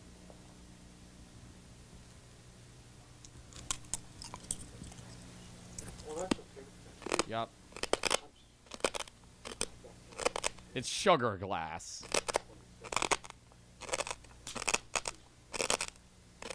I feel like that's so obvious.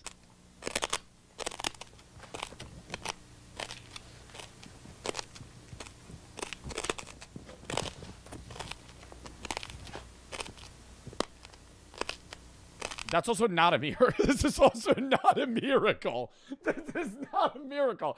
Yo, hey, if that was, even if that wasn't sugar glass, I'd be like, okay, you ate a piece of a light bulb glass. Yo, like, you know, all right, enough chews, probably not gonna kill you, but it's bad. Dude, I feel like I'm watching interdimensional cable.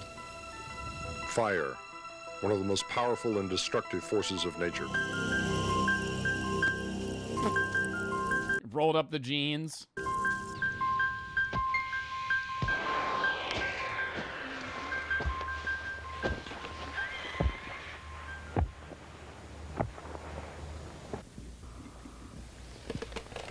Oh, that's impressive, as you said earlier.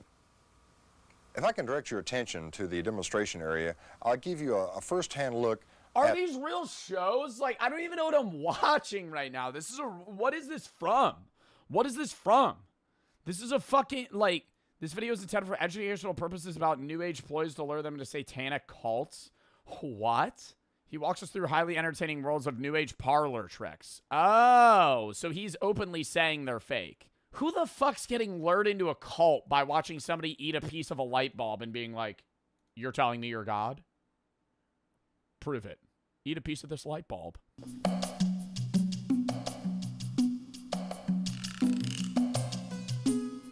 Dude, we watched a video about this where they pull out like fake blood and then it makes them believe that they've been healed. Yeah.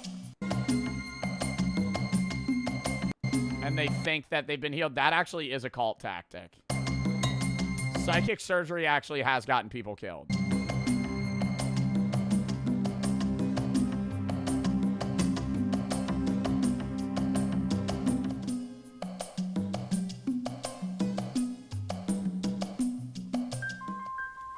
The next time you or someone you know is approached by a member of a New Age group, remember what you have seen here today. I loved that. Loved that. We gotta watch more of those videos another day. That was fun. All right. Count me down 30 seconds. Quiz. Would you survive the night? We did the zombie survival quiz a few months ago. Crystal makes some pretty fucking fire survival quizzes where, you know, it's in depth. There's like 20 questions and there's right and wrong answers. Some are kind of right. Some are really wrong. I mean, it says horror quiz. The one we did with the zombies, like some of the questions I thought I was right and then she said I was wrong. But horror quiz, I think if I had to survive the night in like a haunted house, I'm for sure fine. But I don't know what they mean horror quiz. Like, am I running from a serial killer? Am I like, you know, in some sort of fucking Stranger Things situation? This is a survival quiz. You're alone in a foreign place. The locals whisper. Would never be in that situation. Already. Do locals whisper about something in the hills? All right, well. About something in the hills. Something old. They say it drinks blood. You don't believe them. Not exactly. I'm definitely not believing them, bro. What? If I'm in a foreign country and the locals start chirping to me about how, like, in the hills, there's some fucking Dracula, like, level creature, I'm going, okay, pal. But tonight something's wrong. This is a logic test. A psychological test.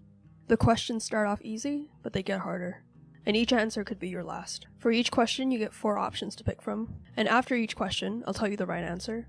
And I'll also tell you why the others would have been the last thing you ever did. Keep track of your score. And in the end... So if I get one wrong, I die? What? If I get one wrong, I die. And I'll tell you if you would have survived the night. So without further ado, let's begin. You're in a tiny town somewhere in the Balkans. You booked it on impulse. The town is barely marked on maps. The local currency is something you've never held. And the bartender in this pub doesn't speak much English, but he keeps refilling your glass. It's late. The pub smells like wood smoke and dried herbs. There's a fire burning. I'm loving the vibe thus far. Nobody speaks the language that I speak. I'm alone at the pub, and the bartender just makes like a bro eye contact with me and just fills my drink every time. So I'm a little drunk, okay? 4 or 5, maybe 6 beer in. I'm in Europe, right? Or the Balkans. Balkans, what country is the Balkans in? If I'm in the Balkans, I'm in like Albania. All right. I'm in like Albania, Romania, Serbia. I don't speak the language of the locals, and I'm kind of drunk. They're probably drinking like 6% beer, you know. They're still at the back table. They keep glancing at you. One of them finally leans over and says something that sounds like, "You shouldn't walk back alone. Not tonight." I'm not thinking that's supernatural. I'm thinking that motherfucker's letting me know that I'm about to get mugged on my walk back, okay? If I am drunk at a bar alone in Romania or Albania or Turkey or wherever the fuck I am, and a local leans in and goes, "You shouldn't walk home tonight alone. It's not safe." I'd go, "Oh, so I'm going to get murdered by a human. Like a person's going to hurt me." You ask him what he means. He gestures to the window and says one word in broken English. Nosferatu. Vampires, brother. I'm going, thanks, buddy. I appreciate that. And then I'm walking home. The table behind him laughs. How do you respond? Option A, laugh with them. Maybe it's a local joke. Option B, ask if something happened recently. Option C, say, I don't believe in that stuff. Or option D, say nothing and finish your drink. Damn, dude. This is a life or death scenario here. If I get it wrong, what do they just shoot me? I fucking ask if something happened recently. Oh, you're an idiot. They kill me. B, I'm not asking if something happened recently. I would probably say, what do you mean? C, I don't believe in that stuff. Now I'm going D. Saying nothing. So the correct answer here is option B, ask if something happened recently. So the reason this is the right answer is because here you're not dismissing him. You're gathering information without feeding the myth or challenging it. And survival often starts with listening, especially when you're the foreigner without any cultural context here. Option A, laughing with the crowd, is not the best answer here because it alienates the speaker. They might shut down or play it off and you've lost the source. Option C, saying you don't believe in that stuff, draws a firm line in the sand, and you've now made it personal. If they were I'm drawing that firm line in the fucking sand. Yo, okay, if I'm in a foreign country, I'd probably pan into it a little bit. I'd be like, what do you mean Nosferatu? trying to warn you, they'll back off. And option D, going silent and... Bro, that's like me being at a local bar in New Jersey and somebody being like, the Jersey Devil's out tonight. You shouldn't walk home alone. I'd be like, you're crazy. You're an insane person. Information withheld now might cost you later. The man narrows his eyes. He speaks carefully, like he's trying to remember the right words. They come if you are soft. If you say yes too easy. If you listen, you should close your ears. You ask, how do you stop them? He looks at the candle and at the table, and then back at you. You don't, but you can delay. He lifts his hand and he pinches the flame out between two fingers. Damn, this guy's kind of hard, though. This guy's kind of got aura. I feel like now I have to listen to him. He pinches the flame with both of his fingers. And he glances. He's kind of like rizzing me up while he's like warning me. They ask you small things first. Just small. Can I come closer? Do you hear me? Will you look at me? It's not always the door. Oh, so I'm dealing with vampires that I have to let them in. And he leans closer. You don't say yes. You don't say no. You don't say anything at all. Someone behind him scoffs. It's one of the older men at the back table. Ignore him. This one still believes the old wives' tales. The bartender doesn't look back. He's staring at you. They came... What up? Bang. Last week. A girl was found. She was still standing when they found her. Still warm. No blood inside. Like something had hollowed her out and walked away. As you stand to leave, the bartender slides something across the bar. A small metal charm on a string. It looks handmade. Rusted. Ancient. He doesn't look at you when he speaks. Protection. What do you do? Taking that bitch! Taking that bitch! What? He gives me a metal charm on a string and he goes, protection. I'm going, okay. And I'm wearing that. Option A, put it on immediately. Yup. Option B, refuse politely. You don't believe in that stuff. Option C, take it, then ask what it's made of and what it does. Oh, C. Or option D, leave it on the counter and walk out without acknowledging it. C. So the correct answer here is option C. Take it, and then ask Yes! what it's made of and what it does. So the reason this is the right answer is because here you're signaling respect and you're gathering information. You're neither dismissing nor blindly accepting it, and that maximizes safety and intel. Option A, blindly putting it on, is the wrong answer because you have no idea what this is, and if wearing it marks you, binds you, or even attracts the thing that you're trying to repel here. Option B, dismissing the offer out loud, is also the wrong answer because this signals ignorance and arrogance in a dangerous and unfamiliar environment. And option D, walking out without acknowledging it, is the worst of both option A and option B. You've both ignored local protection and you've potentially insulted someone who might be your only ally. You pick up the charm. It's heavier than you expected. You don't put it on. It's made of tungsten. You pick up the charm. The string snaps. You've just got yourself in a New York City free charm scam. This guy's asking for a tip for the free jewelry he just gave you. You decline. He says, "Well, you broke my charm. Now you have to pay me for it." Instead, you ask, "What's it made of?" The bartender pauses. He leans forward slightly, and his voice lowers. Cow urine. Cow urine. Horse shit. Iron from a grave fence. Oh, iron from a grave fence. And then he taps the string. Thread from a shroud. He looks at you for a long time. And a little bit of puffer semen. You don't wear it to look strong. You wear it to be overlooked. Don't let them hear you say their name. And never, never speak to them first. The candle on the bar flicks sideways, like someone walked past. But no one did. Outside, the night is colder than it should be. You check your phone. No signal. No, not big puffer. Like a puffer fish. I don't know, maybe... The road home is darker than you remember. One street lamp flickers ahead. Time to walk. The real quiz has officially begun. You step out into the cold. The charm is warm in your pocket. The night smells like whetstone. You've been walking for nearly 15 minutes now, uphill, away from the bar. No shops. Well, here's where you're wrong, because I'm catching an Uber ride. Open. No cars. No sound except for your own footsteps. Up ahead, beneath a flickering street lamp, you see a figure. They're standing still. Head tilted down. Half in shadow. I cross the street. I jaywalk across the street, and I avoid contact with him. This is not even...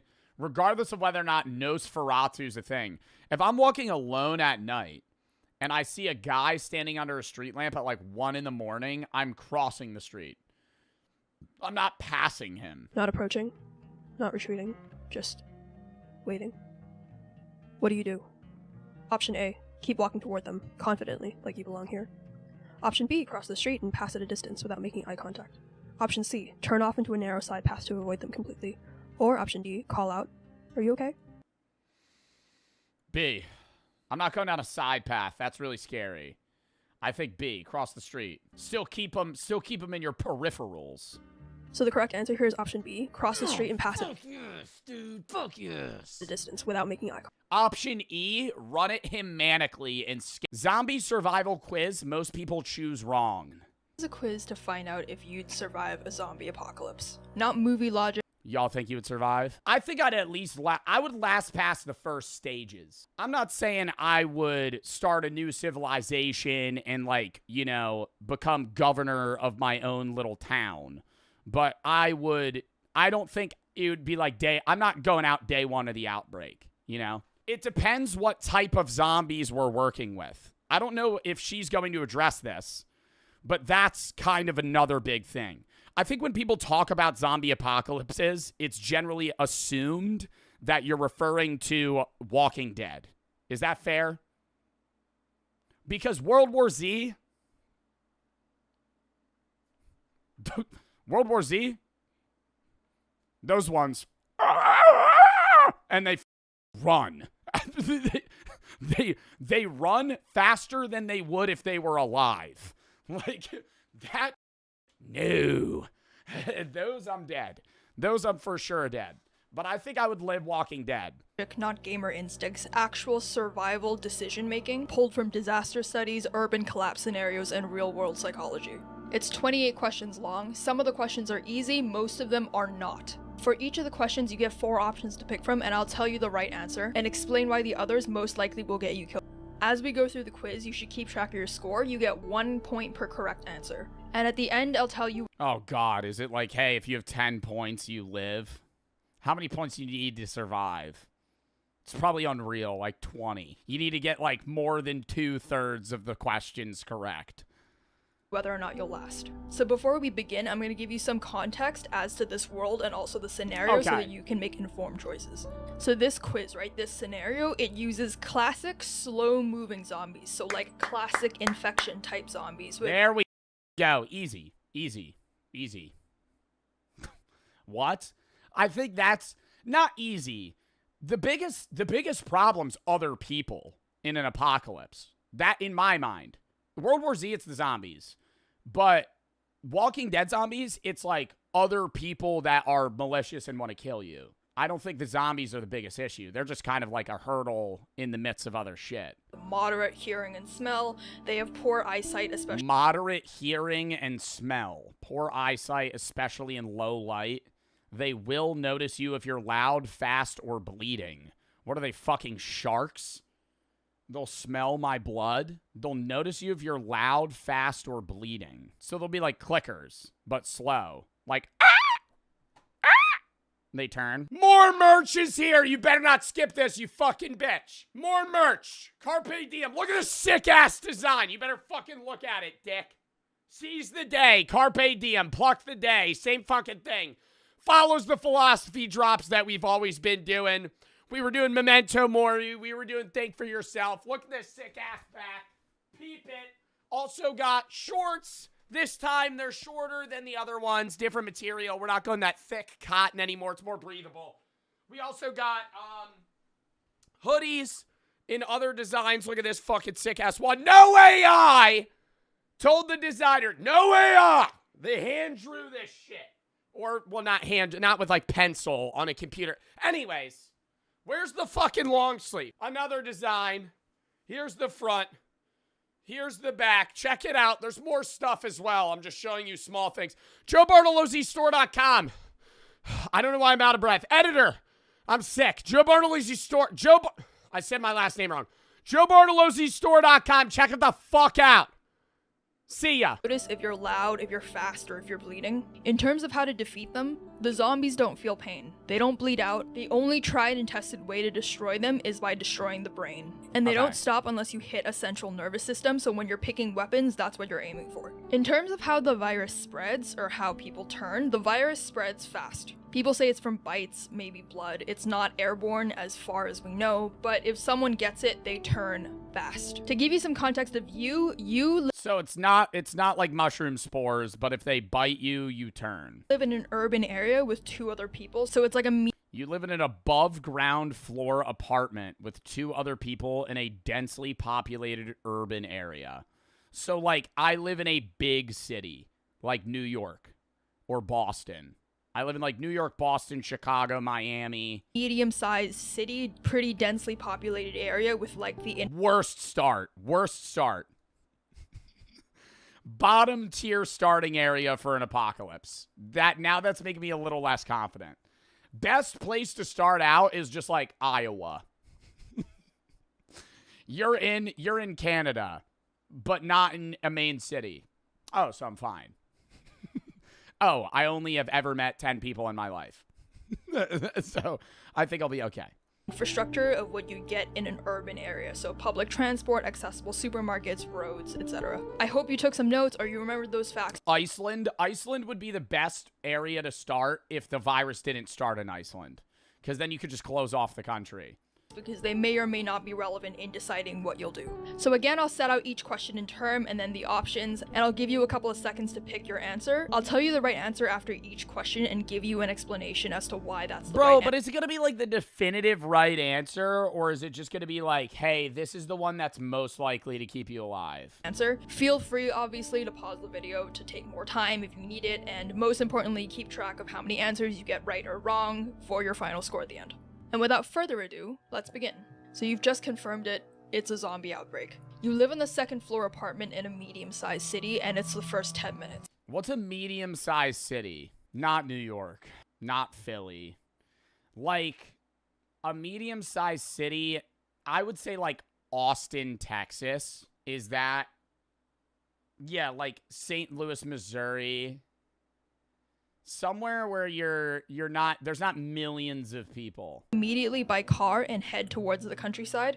Hell no. Option B, grab a backpack and head on foot to the nearest supermarket. Option C, wait a bit, gather information, and then leave before nightfall. Or option D, stay put and begin fortifying your home. I think A's bad because there's going to be traffic immediately. Like, everybody's going to try and leave. That's the biggest play. If you're one of the first people, like 10 minutes, it's already cooked. I don't think you're getting out of the city. Grab a backpack, head on foot to the nearest supermarket. There's going to be panic on the ground level, so I feel like that's also bad. Stay put and begin fortifying your home. I think living in the city during an apocalypse is the worst play.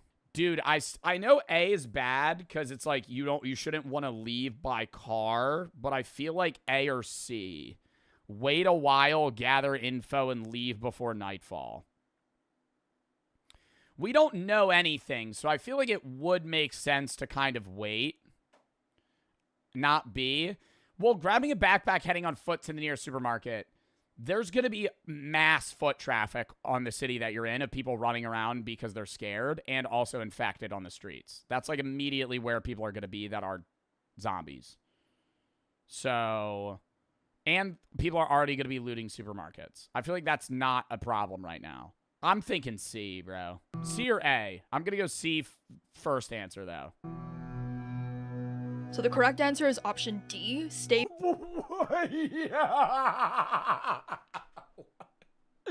Fortify my fucking second floor apartment in fucking Austin, Texas. I'm gonna why the fuck would I fortify my apartment? Like somebody's gonna try, bro. Nobody's gonna try and break. The zombies don't have strength. Put and begin fortifying your home. So the reason that this is the right answer is because leaving in the first wave is often one of the riskiest. I think, okay, I agree with that. That's why A's trash. Things that you can do.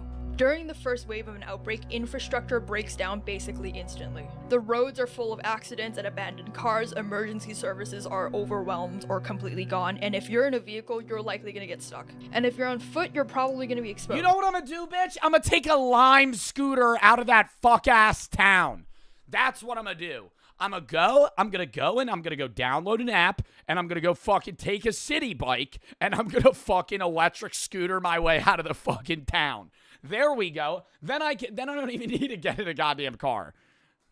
Another reason to stay put is because you have more services are down. Yeah, I'm taking a Lime scooter. Control at home. You know your layout, your entry points, and what you have at No Wi-Fi? What did the fucking satellites just fall out of the sky? There's gonna be Wi-Fi for a little bit. You're able to block doors, ration supplies, and also reduce noise. All in all, bro, ration supplies. What, the fucking 6 packs of ramen I got? Damn, dude. Ration supplies. Like I'm a fucking couponer and I just have fucking layers of canned corn. I'm just waiting to starve to death, bro. I'm gonna last 5 days. How to starve. No, I mean, my plan wasn't, I feel like C's good. Because it wasn't fortified, but it was like, all right, I'm gonna survey a little bit. Maybe I'll put a chair in front of the door.